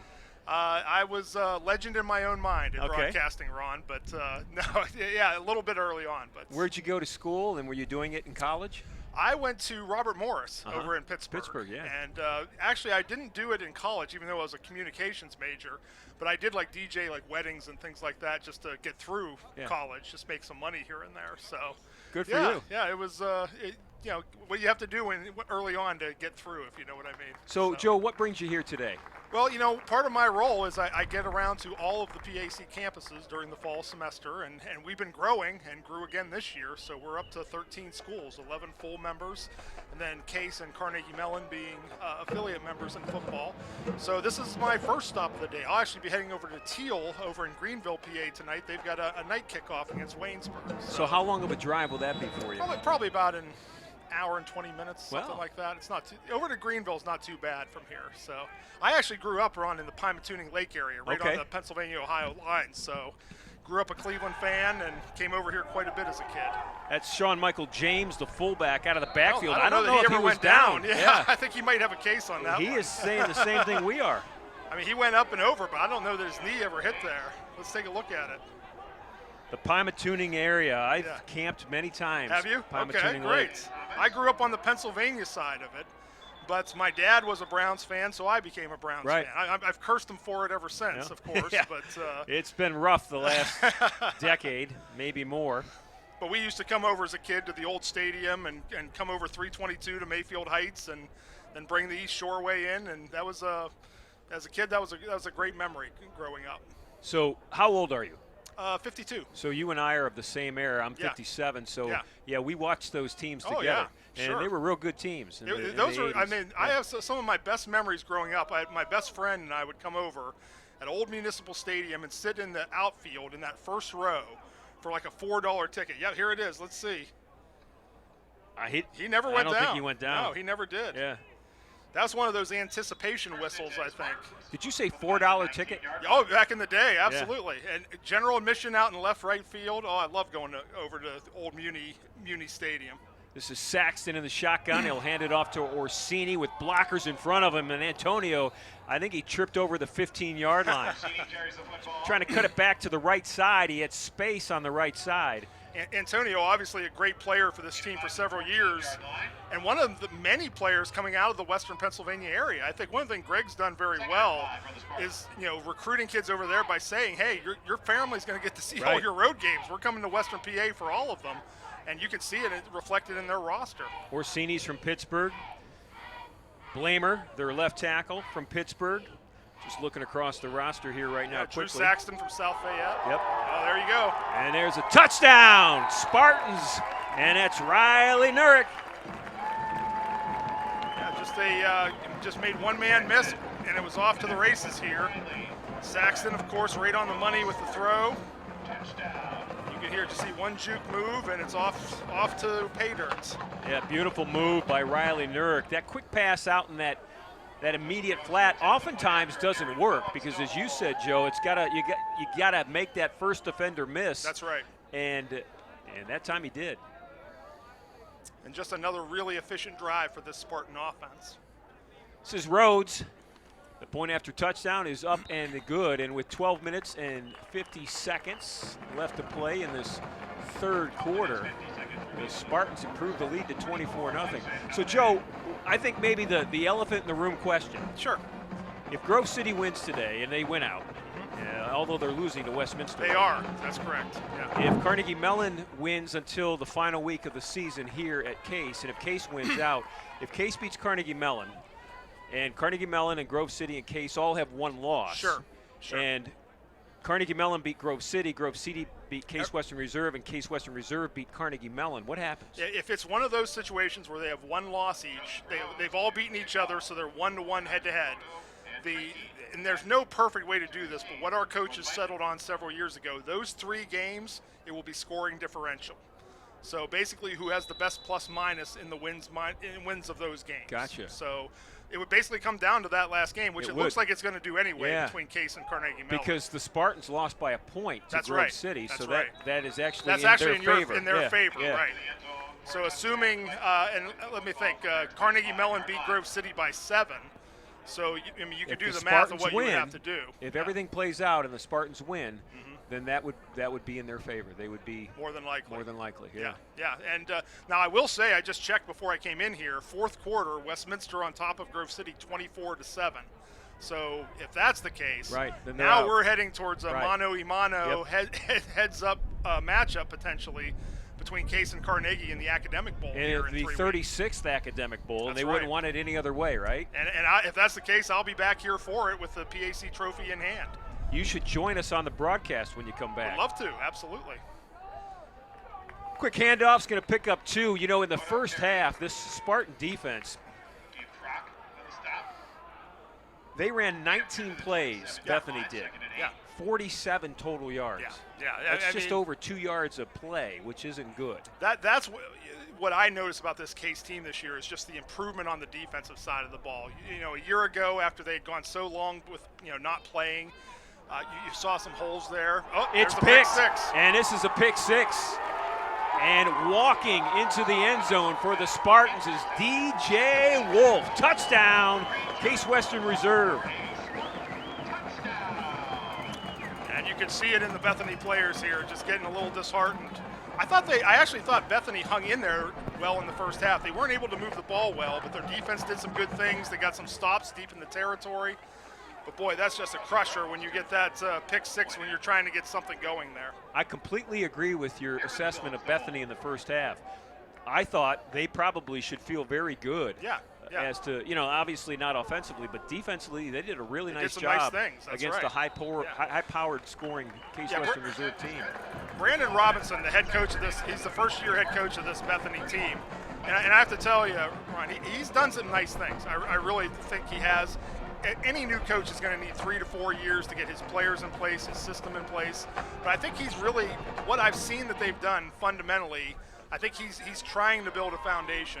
The hard thing in a place like that is you got to keep when you're not getting the reward, when you're not getting the wins, is keeping that cohesiveness, keeping the retention, not losing kids. I think if he can do that and bring in some classes, I think he can get it going in the right direction.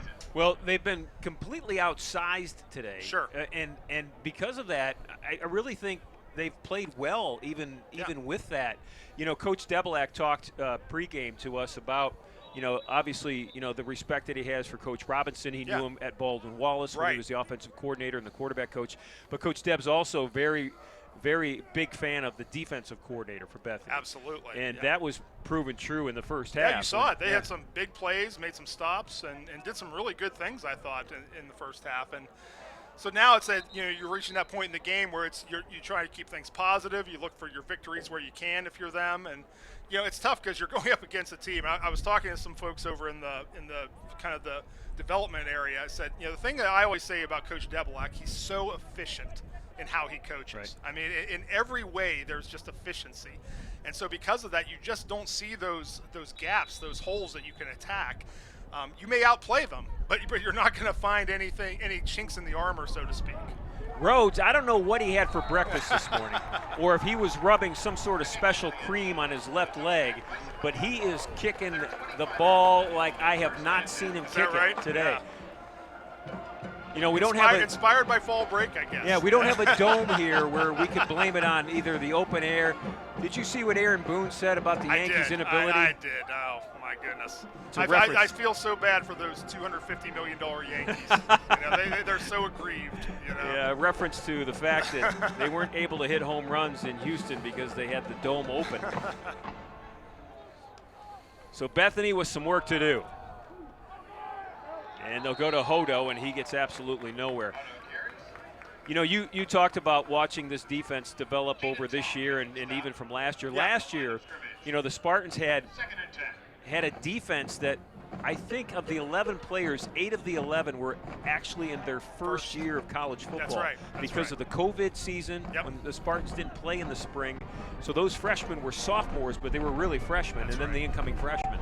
The COVID year really put this program in a tough spot. You know, especially in the spring of 21, when we did our limited schedule. You know, we did just a 5-game schedule, and Case was in a situation that they just couldn't move forward with that. And I know that was frustrating for Coach Debs, and you know, but I think maybe there was definitely some after effect a year ago. But I think where you really saw it earlier this year was the W&J game. Right. I mean, I wasn't here, but I watched that entire game, and I just watched that, felt like, okay, Case is back. Yeah, this is the Case program I remember. Yeah. That was one to hang your hat on for sure.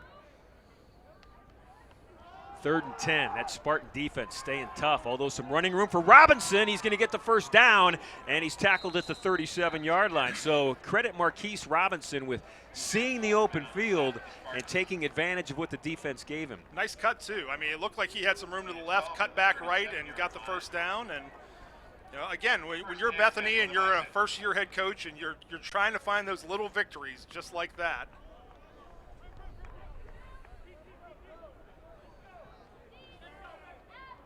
Bethany looks across at the Spartans, moving the football. Hodo with it, gets it up to the 39-yard line.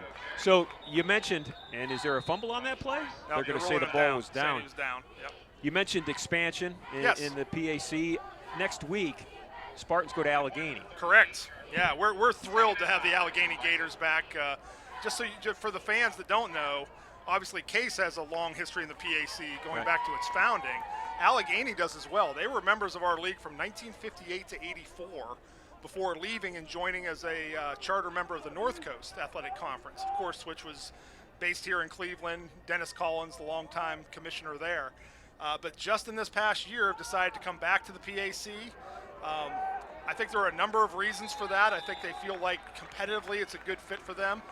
And I think the North Coast has kind of been expanding westward, like into Indiana with the addition of Wabash and DePaul and schools like that. And Allegheny's just kind of hanging out there, you know, on the eastern end of things. So we're thrilled to have them back in. I think, you know, they just won their first championship last week, won our women's tennis championship. They strengthen us in every way, academically, athletically, and culturally. 3rd down and 12. That was Caden Tong on that sack. Robinson to throw, pressure again. He's going to run it with some space, and he'll get, I think, close to another first down. There's a fumble, but the ground caused the fumble. The line judge identifies that right away. He's about a half yard short. I was going to say, that mark is just slightly before the 46, so I don't know that he quite has it. They may measure this. So, Joe, down 31-0. If you're Coach Robinson on the opposite side of the field, 4th and a half yard, you going for it? I'd go for it here. Yeah, I mean, at 31-0 game, again, you're trying to build those little positives. And you've seen 2 good quarterback runs, especially there where they really whiffed on the block, and he just made a great athletic play to get up to the 46. I wonder if the style of the young coaches in the NFL has changed the way that coaches across the country at all levels in sport of football look at the 4th down situation. and you could argue it's for better or for worse depending on where you fall on that. But I mean, you look here in Cleveland with Stefanski, certainly the Chargers head coach who was at John Carroll. Yep. I mean, they are uber aggressive, and you know I understand the analytics why they are, and sometimes it works, sometimes it doesn't. But I think you're right. There's a change in mindset that's definitely taken place with that new breed of young coaches in the NFL. Hodo's going to get across the 50 up to the 49, and this is without a doubt the most impressive drive of the game for Bethany. 8:20 left and counting. So back to expansion for a second, Joe. When you look for a fit, correct, what type of college university is that fit for the PAC? Well, I think if you look at our current lineup, they're all private schools. Let's start there, okay? And they're all schools that are very serious about academics and integrating athletics into the overall educational mission. So I think if you look at that, there's not a whole lot of opportunities out there. The other thing I would add, especially for a conference with our history, it's not a requirement that you have football to be in the PAC, but I'll tell you what, it goes a long way. We had, for many years, had a rule you had to have an active football program to be a member. We have since gotten rid of that, but we only have 2 members that don't have football, in Chatham and Franciscan. Everybody else does. So yeah, I mean, I think when you have those conversations, it starts out very private. Obviously those are very sensitive things that impact things even beyond athletics. And so with Allegheny, we probably started conversations 2 years before with them, before finally leading up to them joining this fall. So let me ask you this, from a competitive standpoint, from an athletic competitive standpoint, you had mentioned high academic standards at all the PAC schools. How important is that for the fit? Because you could really get yourself into a situation where somebody has a competitive advantage if they don't have to meet academic stringent requirements that everybody else does. No question. And that's why I give a lot of credit to Case and Carnegie, because they have incredibly high academic standards and yet are still able to be as competitive as they are on the football field. Now, they probably have some other advantages, whether it be resources or whatever, that the other schools don't. But, I mean, if you look at the average GPA, high school GPA or SAT or ACT on this Case team, I mean, it's impressive.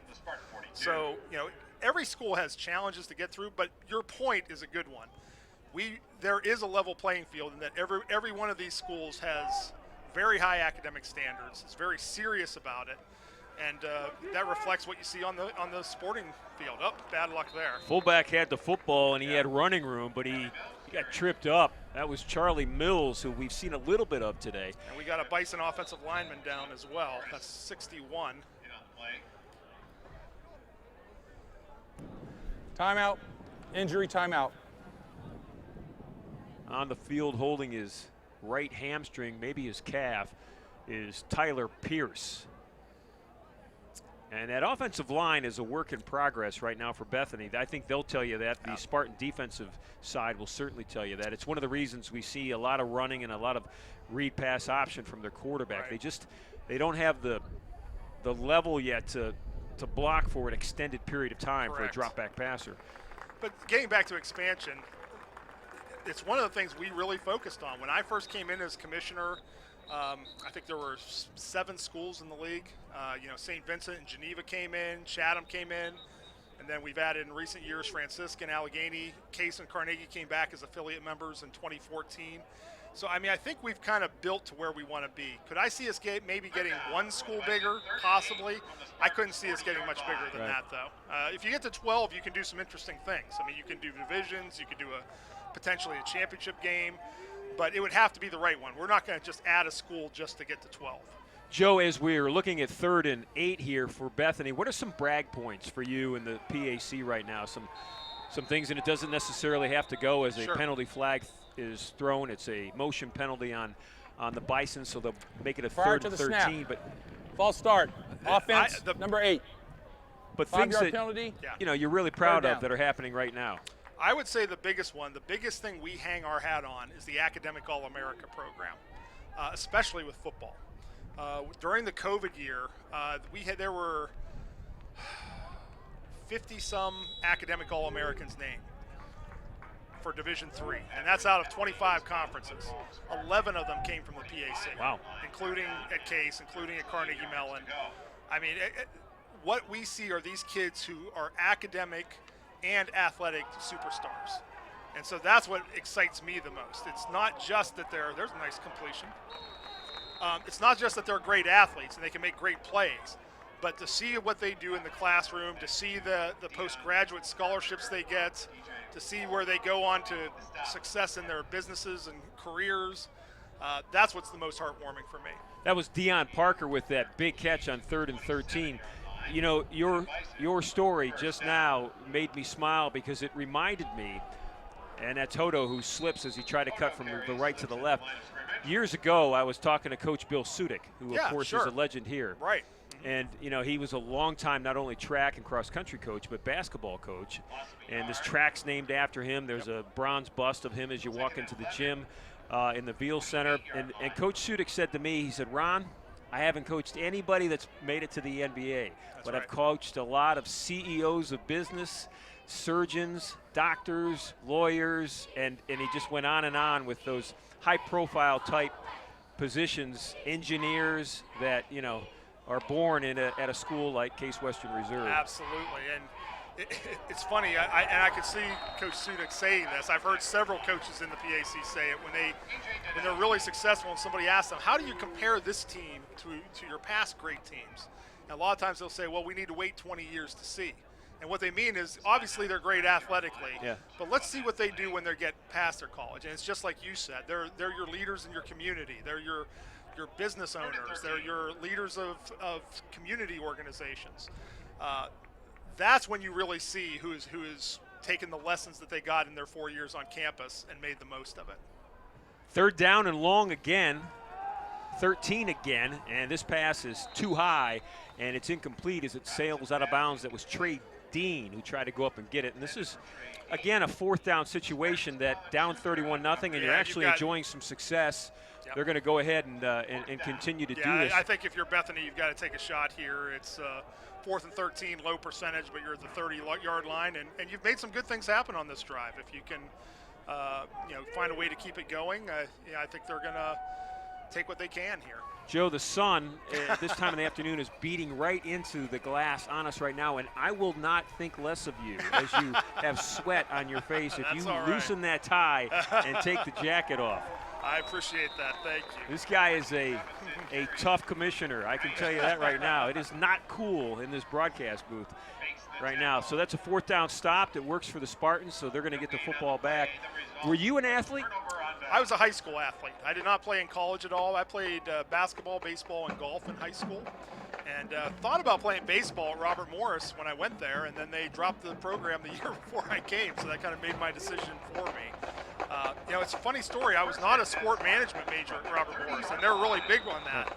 I was in communications, but I caught a break in that one of the professors I had got me an internship with the Cavaliers here in Cleveland. So I worked with the media relations office there. So did you work with Bob Price and Bob Zink? Bob Zink. That's exactly right. Yeah. So it was actually 1992. It was 30 years ago. We might have crossed paths. We probably did back then. That's right, because you were covering them those for teams. The TV station. That's right. I met my wife at Cavaliers practice. Did you really? Did you know Bert Grafe, who was from the PD? That's my father-in-law. I did not know. Now that I did not know. You and I have definitely crossed paths before. It was in the summer of '92. I interned for the Cavaliers, and that was the year they made the Eastern Finals. They beat the Nets in the first round, beat the Celtics in 7 in the second round. That was when Bird retired, and then lost to the Bulls in 6 in the Eastern Finals. So, just an incredible time out at the old Coliseum. Great time to be part of that Cavalier crew. This is Dahlem on a quick pass up to the 34-yard line. So the Spartans are up 31-0. We've got 3 minutes and 18 seconds left to play in this 3rd quarter. Case Western Reserve trying to keep pace with Grove City, trying to keep pace with Carnegie Mellon, and trying to, over the next 3 weeks, move into that Academic Bowl matchup right here at DeSanto Field with a chance to win a share of the conference championship if they could knock off Carnegie Mellon, who at that point would be undefeated coming into that football game. So if they beat Carnegie Mellon and they both go 6-1 or whatever it would be, then the Spartans get the conference championship. They would be co-champions if they ended up with the same number of losses, which is what happened a year ago between Carnegie Mellon and Westminster. But what would happen because of the head-to-head, if Case were to win that game, they would get the automatic bid to the NCAA playoffs, and Carnegie Mellon would have to hope for an at-large. Which, quite frankly, is not out of the question if that scenario happened, because Mellon has non-conference wins over 2 really good teams on their resume. So 4th and 2. Saxton looking over to the sideline, getting the play as it is no doubt adjusted. 3 receivers to his right. Dusler's in the backfield. Gage is going to get it. He'll get the first down. He's over the 40. And he is on top of the pile at the 43-yard line. And this is what I talked about Greg being efficient. He just wants to keep these chains moving at this point. As he gets to the 4th quarter, he's going to work some of the younger guys in.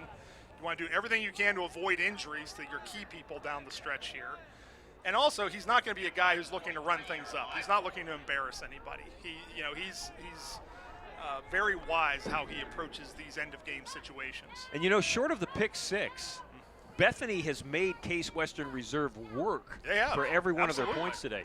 The score looks lopsided, but the sense of the game is not. You haven't felt like Case can just move the ball at will during this game. I think that's what you're saying, and I think that's correct.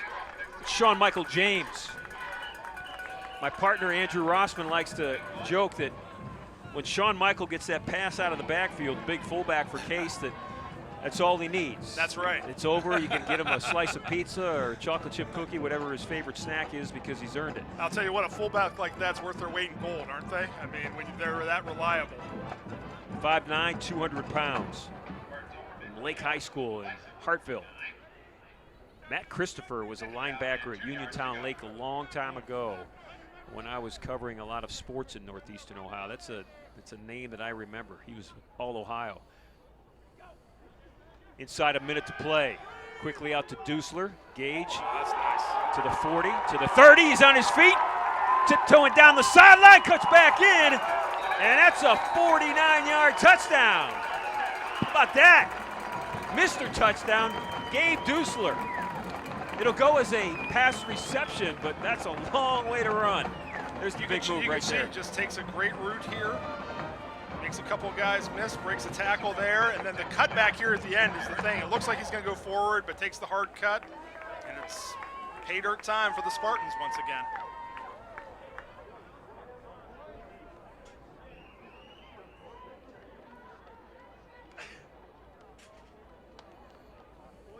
So Rhodes again, and he'll kick it into the scoreboard, and it's 38-0.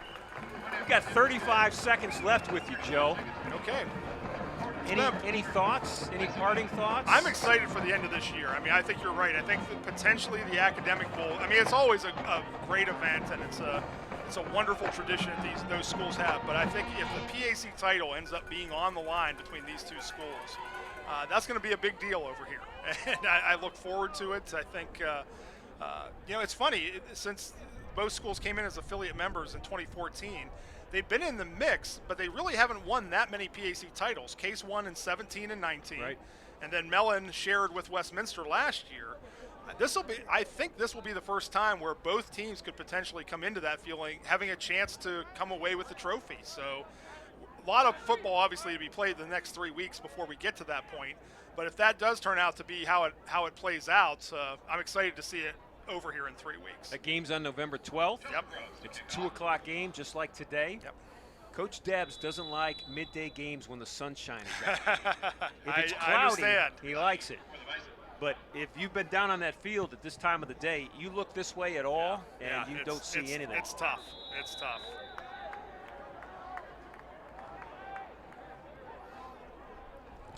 So again, another one out of the end zone. Your kicker that you mentioned has been supercharged, has not lost any of his rocket juice there, it doesn't look like. No, we have not seen him like this. It is, I mean, he's been a solid kicker, obviously, all season long. But today he looks next level. I mean, I know the wind's blowing that way, but I'm not sure how much it's that and how much he's just catching it right today.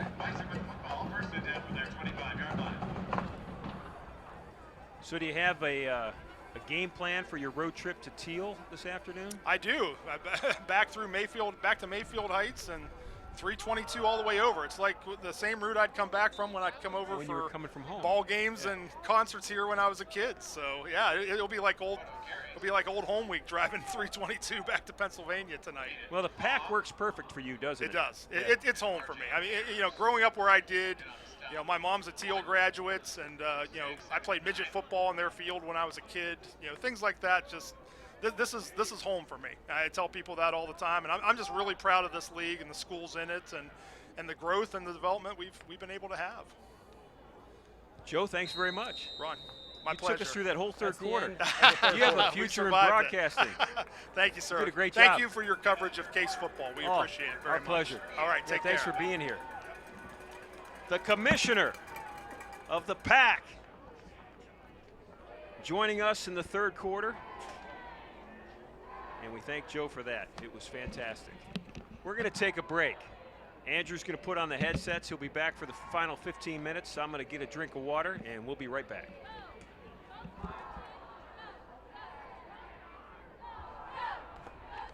In search of an extraordinary dining experience where you're certain to enjoy the ambiance as well as the menu? Table 45 Restaurant and Bar is the award-winning mixed culture restaurant located at the Intercontinental Cleveland, offering cuisine from around the world created by accomplished local chef Zach Brule. Open every day, the atmosphere at Table 45 is relaxed yet inspiring with weekday chill-out happy hours, a behind-the-scenes chef's table, and outdoor dining on Patio 45. Call for more details or reservations at 216-707-4045 or visit us at tbl45.com or on Facebook. Welcoming back Andrew Rossman back to the booth. Deep pass, left side, perfect pass, caught, still on his feet and running for a touchdown for Bethany. Trey Green in the green shoes. I think I'm going to take off. That is take the headset off. Unbelievably perfectly placed pass on the dead run. Well, you heard Debs in warm-ups or on the pregame show. They have athletes. They don't always pop out and flash every week, but you see them able to connect and get on the scoreboard there. Can't imagine Coach Miller's too happy about that. We're going to see the rest of this fourth quarter. Going to start to rotate in some depth, some of the backups, just to get them that experience. And good news, bad news, they're going to be out there. Bad news is they're going to have the same expectations as the starters. So. You know, I was just about to ask you, my partner who's a former defensive back, how excited you were as the point after touchdown was up and good when DJ Wolf got the pick six. You weren't in the booth then. Joe was with me. He got the pick six, went in for the touchdown as a defensive back that's got to get you charged. And then that happened. Yeah. Now, I've got to give, there was good coverage. It was a perfect pass. Yep. There was only one place for that ball to land, and it landed exactly where it needed. Yeah, I mean, it's tough. You don't necessarily expect to shut down an offense with athletes like this for 4 complete quarters. You do want to chase that shutout, but it's okay. It's not the end of the world. You know, obviously you don't shoot or expect to have big plays like that, but got to come back. You'll be out there. You'll get another chance. And, again, when they put in guys that aren't necessarily the ones or haven't had too much experience on the year, you got to hold them to the same standard. That's how you build a culture. That's how you build a locker room, and quite frankly, how you build a winning football team. And if you're on Bethany's side, you've got like 2 things that have happened here in the second half. One, that extended drive that ended in a 4th down conversion that they couldn't make, and then that touchdown pass. Yeah, you got to build down on 38-0. They're not giving up. You got to build on it. I think we said they had 1 win last year. They've got 1 win so far this year. So at that point, you know, we'll call that the lowest of the lows. Anything is positive momentum. Any scores, I mean, they can look back and say, hey, you know, we moved the ball a little bit on a really good Case defense, able to find the end zone and hopefully build from that. Antonio Orsini with the football down at the 25. So up 38-7 with a whole 4th quarter to play. Do we see a lot of ones here on offense? If we do, I would say this is the last drive. And it looks like Kip's going to come out to start. Could be the end of the day for Saxon. He's still got his helmet on. He's over in the huddle. Looks like they're just starting to mix in some of the 1s and 2s. And the reason you don't do it all at once, you do want to see how some of the backups perform with, say, the starting offensive line or the starting, other starters on the offense. Tanner Stoops is the back in the backfield now. Yeah, and you want to find out how they perform when they're still out there with the starters. Tanner will get the fake. Kip's going to break a tackle, tuck it, run it, and he's going to pick up big yards, 15, all the way up to the 40-yard line. And just catching up on stats here. Before that long play for Bethany, they were at 97 yards total, only 34 through the air. So that play, it was almost exactly as, it was 75 yards. Yeah, more than exceeded their passing total for the game. Orsini, 14 rushes, 85 yards. No rushing touchdowns today for the Spartans. However, that means that Drew Saxon probably had a great game. 16 of 20 so far, 212 yards, 4 TDs, long of 49. Receiving perspective, Dahlem, Nurek, Orsini, Sean Michael James, all 3 or more receptions. So more of the same that we've seen this year. Spreading the wealth, getting everybody involved, keeps everybody happy in that locker room. That's Stoops with the 3-yard run. You mentioned 4 touchdown passes for Saxton today. You know how many he had total going into today? I think it was 5, wasn't it? 5, yeah. So here we go. This is the Drew Saxon that we see. And, we did play, or the schedule was a little front-loaded. We'll say some of the tougher teams outside of Mellon was in the front half of their schedule, and they do have Westminster still coming up, always a tough out. But, you accumulate the stats against some of the teams that are more towards the bottom of the league. Now, the commish, when he was in here, said that Westminster was up 24-7 going to the fourth quarter in that game against Grove City. Pass is incomplete at the 40-yard line. So if that happens and the Spartans and the Tartans win out, it's for everything here on November 12th. Well, now looking, there's 2.5 minutes left. It is 24-17 Westminster. Westminster has the ball. So hopefully they're able to bleed out the clock there, take down Grove City and help out the Spartans by taking out the Wolverines. But you got to go out and execute. So yeah, it's like we said, if Grove City drops one, then Case does truly control their own destiny, which would be good. Really Fromberg's in a slot on the right side, the fourth quarterback. Kip is in the shotgun. He looks to the right, and he's going to throw it to Fromberg. And it's a completion and run out of bounds at the 45-yard line. He's a good football player. 6'1", 200 pounds. He's good. Good route, goes up. Number 27 of the defense will be out for one play. Able to high point the ball. He's a good football player.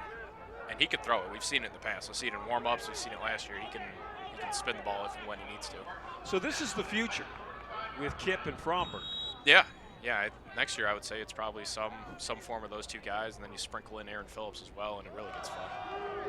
Stoops, and you can hear the Stoops as he gets the football down to the 40-yard line.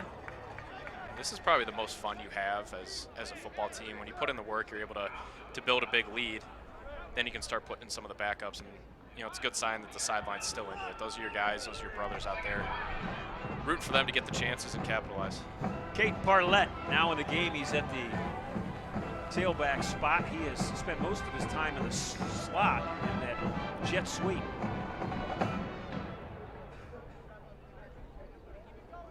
Second down and 5.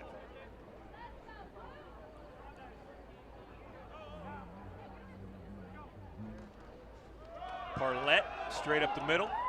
Needed 5, and he got almost all 5 of them. Dexter Smith got him pretty good there. It was a good positive run. Smith able to come in and lay the wood.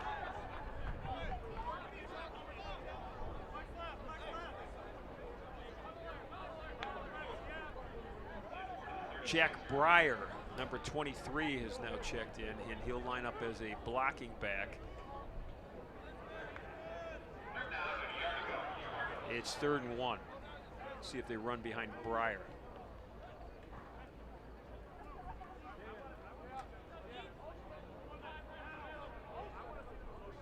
Breyer in motion, and they'll run it right up the middle. They'll get the first down.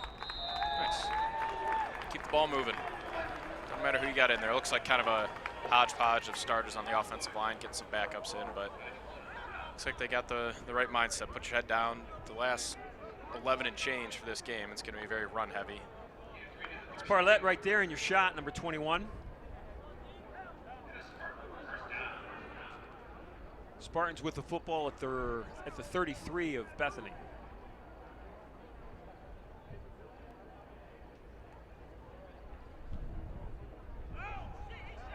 Working that play clock, working that game clock. Parlett's going to get it, try left side. He's got blockers, and he's met and tackled at the 30-yard line. Nice job that time by John McLaughlin.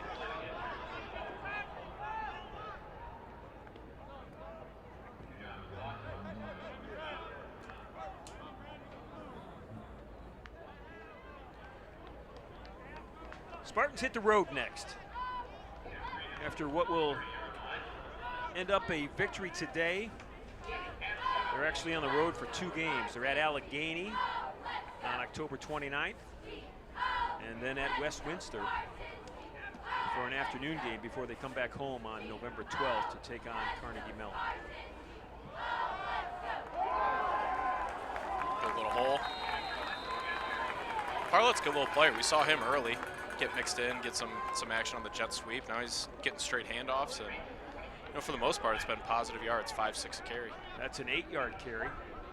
And subbing in Parlett back in the game. Action on this series is Tanner Stoops.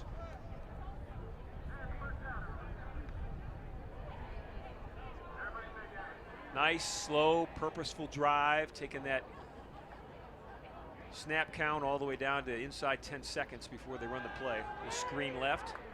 This is Arrington needing some blocks. Doesn't get many. He gets it to the 22-yard line.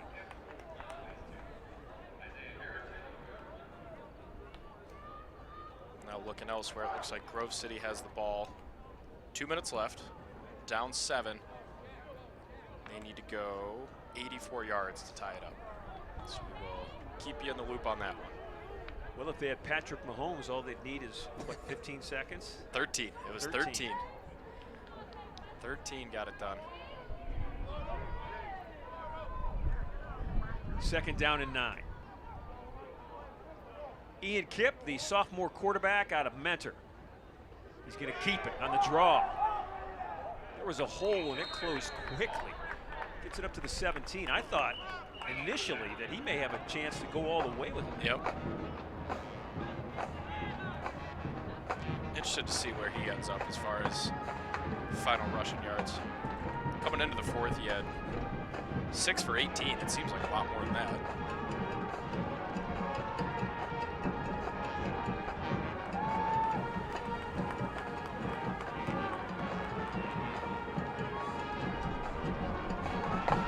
Stoops back in. You can see the sun just making that field look like it's washed out completely right now. Stoops will have the handoff up the middle. He's got space, gets it inside the 15, down at the 11-yard line. And that's enough for a first down. He's not making many cuts. He's getting the ball head down straight. Go forward. There you go. Carrying D lineman. Hop on the train. Timeout. Injury timeout. Stoops is 5'9", 200 pounds. He's a sophomore.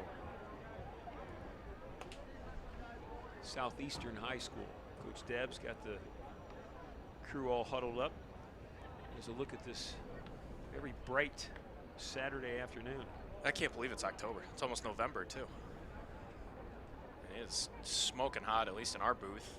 Imagine it's similar down on the turf. Yeah, the sun is beating into this side of the field right now. If you're in the stands on those aluminum bleachers, you're pretty hot as well. But you know what? The way this week started out, why should we complain? Sure. Take it as long as we can get it.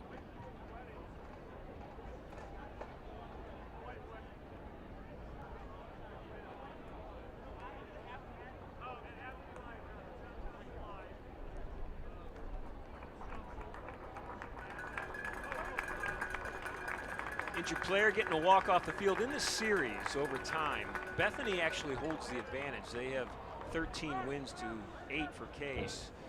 But Case Western Reserve University has won the last 6 in a row, and they'll make it 7 today, and the last 9 of 10.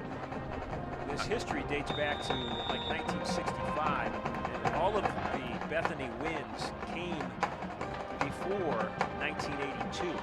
I almost couldn't believe that stat when I saw it. Case is 8-13 against Bethany. They can touchdown. I don't know if they have a worse record against many opponents.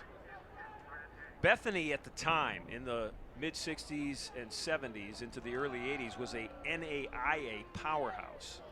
They won a national championship one year. Really? Yeah. Wow.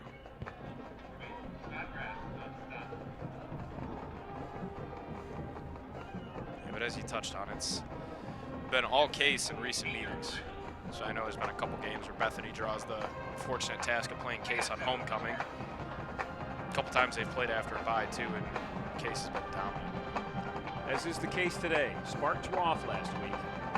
And as you heard Coach Debs say to John Schwartz in our pregame show, they really spent last week concentrating more on the next 4 weeks, not necessarily today. A little bit about today, obviously. But they know they've got lots to do. And this is a touchdown for the Spartans. And there's the young man who's had a great afternoon. That's Caden Parlett. Parlett took it 9 yards, and he took it for a touchdown. Love it. Get the new guys in.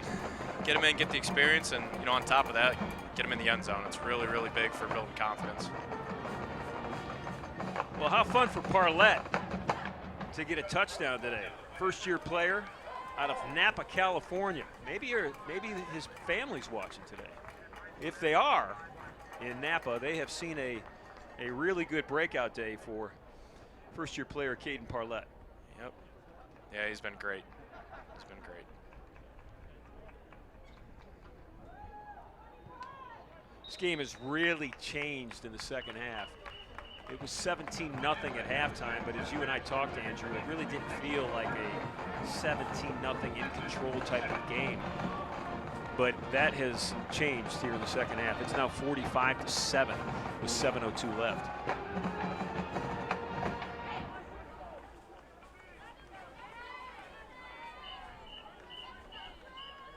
And this Grove City team, they got no quit. So we said they needed to go 86 yards. They are down to the Westminster 18 with 47 seconds left. Wow. They're getting close. They need a touchdown and an extra point. Potential overtime coming up there.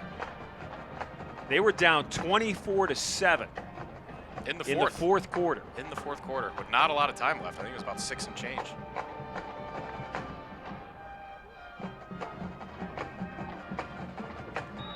So I don't know if you heard my talk with the commissioner on the tie-breaking situation, but if all three teams finish with one loss,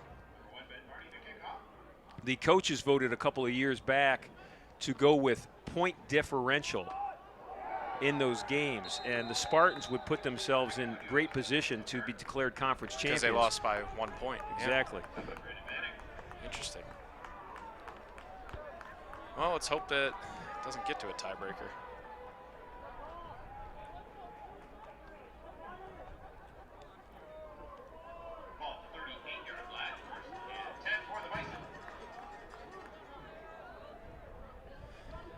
All right, now it gets fun for the Spartans defense. You got a bunch of young guys in. When you hear young guys, they're going to be energetic, they're going to be fast, and they're not really going to know where they're going. So you get some coverage bust, but usually you get these kids out there and they're going to come downhill and look to hit something pretty easily. Well, first defensive plays, a nice stop after a short pickup. In the middle there, number 95, William Kerr.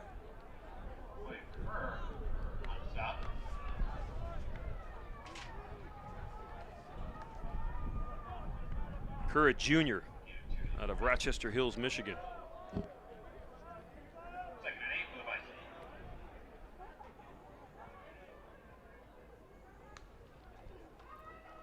Robinson to throw over the middle, a little high.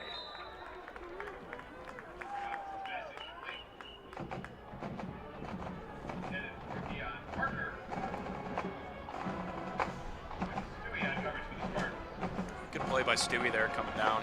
And this is where you don't, I mean, 45-7 is a great score. It's dominant. I think it's reflective of how well Case has played today. This is where you do not want to give up points. And I'm telling you, Coach Miller, he doesn't expect a single yard to be given up here. So look for them to play aggressive, play fast, and hopefully clamp it down and close this game out. 3rd and 8. Robinson to throw. Going to step up. He's got room. He'll dump it to his tight end. And all the way inside the 45-yard line for Bethany goes Jacob Munoz.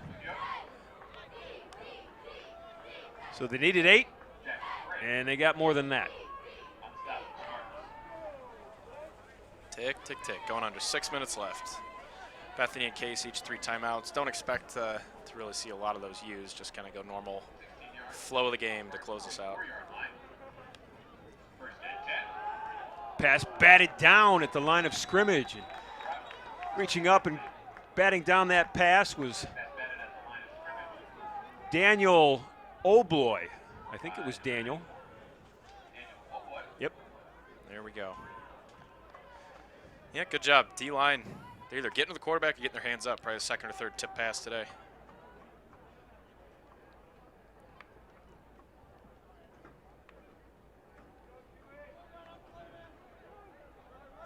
See backup defensive back Michael Stewie out there. Stewie is the holder on all the place kicks and field goals, and he gets some defensive time today. Right side, Hodo, up near the 40.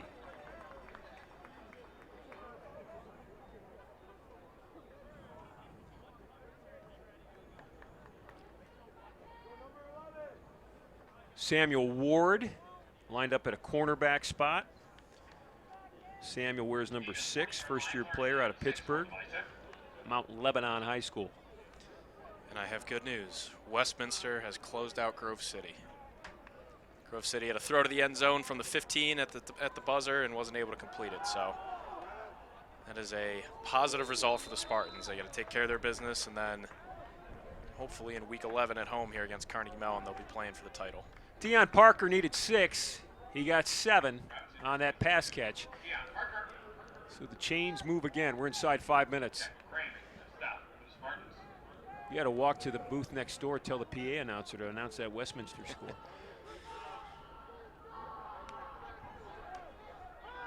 Robinson again, this one in and out of the hands of Parker.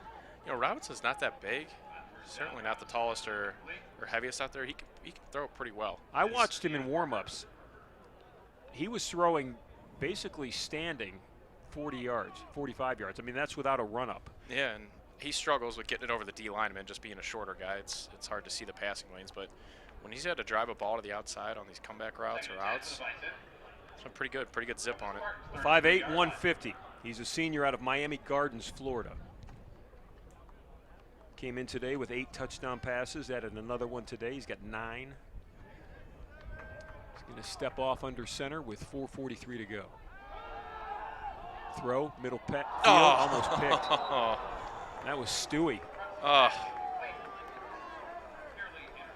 Great play. Stewie had it in his hands. I know Michael's family. He's from Avon Lake. Great family. Another Shoreman. Yep. Good play, good break on the ball. His dad was a wide receiver at Virginia Tech and went to an NFL training camp with the Detroit Lions.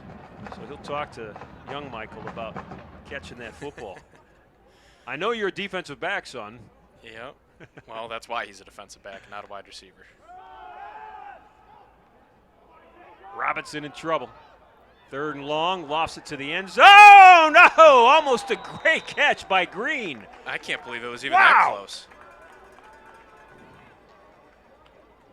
I mean, that's a big-time play by a wide receiver. Great throw. Good job by Jack McCray from the Spartans. He didn't necessarily get his head around, but he did influence and impact it enough just to get it out. Look at that. Oh, he almost caught that. Good defense. Good coverage.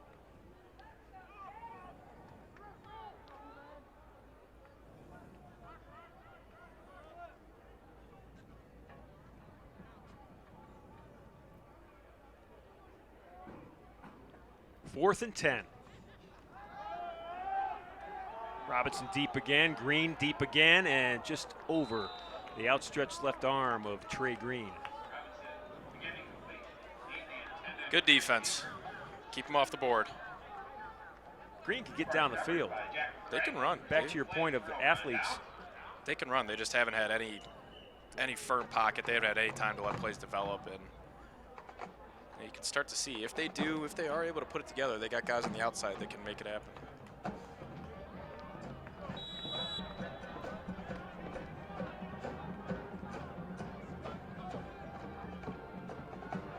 So I think we're going to see another steady diet of Stoops and Parlett. And we got Aaron Phillips in. He's going to run the ball at some point. There we go. Quarterback draw. Phillips still on his feet near midfield. That started at the 33. He's up to the 49. Yeah, another local kid from Medina Highland. Our 4th quarterback of the day. And we see him, we saw him, I think, in the 2nd quarter out there.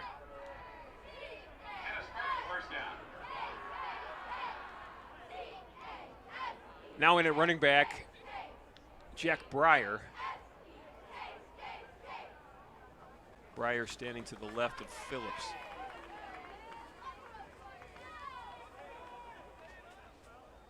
Phillips again finds a seam. Does a nice job of reading what that defense is doing. He's good. He's going to play a lot of football for Case. Getting good reps this year.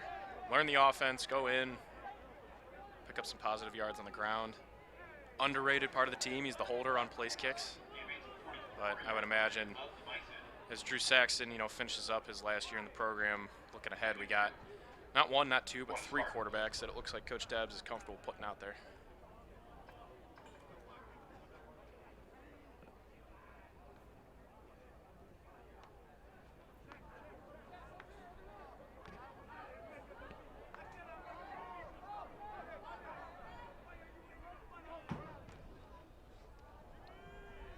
This time the throw, and it is caught at the shoe tops. I mean, we're going to have to see that one in replay. They say it's good. It's Grant's. Yeah, and that's a true look. RPO concept. Boy. Sure, he caught it. Sure. Was it the shadow that hit the ground or the football? It was the shadow, Ron. Clean catch. 3rd and short. Looking to pick this up here, and then from there they can pretty much run out the clock. Have you ever been successful at catching your shadow? No. Not yet, but you know what? The next time I got him. Yep. Phillips up to the 35. That's a first down. He needed 2, and he got about 7. From there, that'll just about do it. 2:12 and counting. No one's going to stop the clock at this point. Assuming this holds, 45-7, that's exactly what you want to do against this team. Come out here early, often. You know, going in 17-0 at half, it was probably the most lackadaisical 17-0 we've seen in a while, but able to put it on in the second half and put the rest of the league on notice. You know, they're not going to have off weeks. They're going to come out, score points, and do what they got to do. Well, and you certainly gave future opponents enough to look at on tape, too, today with some different looks. Oh, yeah. You know, one of which was, a jet sweep with Parlett. I had not seen that this year in the home games that we have done with Parlett, and they ran it early. It's not like it's something that they've run, here late in the game. A lot of screens. This is probably the most screens we've seen out of them. And then the quarterback mix. Kip got a lot of playing time today. Yeah, he did. And I think if you had to ask Coach Debs, that's probably what he wanted, what he envisioned. Didn't have a ton of worry about this game, but it's still good to go out and get him the reps. Parlett again. Almost got outside. Gets down to the 27-yard line. And they'll run one more play.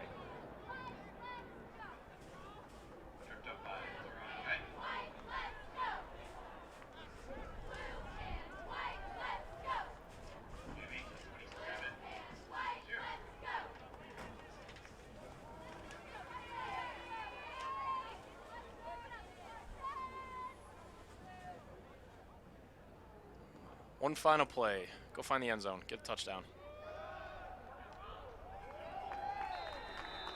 Football will be down at the 22, and that's going to wrap up this football game. There's 27 seconds and counting on the clock, and of course the play clock is 35, so there will not be another snap. Good win. Going to 5-2. 45-7 is your final. Spartans improved to 5-2 overall on the season. They are now 4-1 in the pack, keeping pace with Carnegie Mellon, who stands undefeated. As Andrew pointed out, Westminster has upset Grove City today, so Grove City drops to 3-2, or actually 4-2 in conference play, and effectively out of the conversation for the conference championship. So we've got 2 weeks to play, 2 road games to play for the Spartans, but we hope that we come back on November 12th, and Andrew and I are here in this press box, and we're talking about a game for all the marbles. We'll take a quick timeout. We'll come back. We'll get the final stats from John Schwartz. We'll take a look at the final numbers, and then we'll wish everybody a great afternoon on a Saturday. We'll be right back.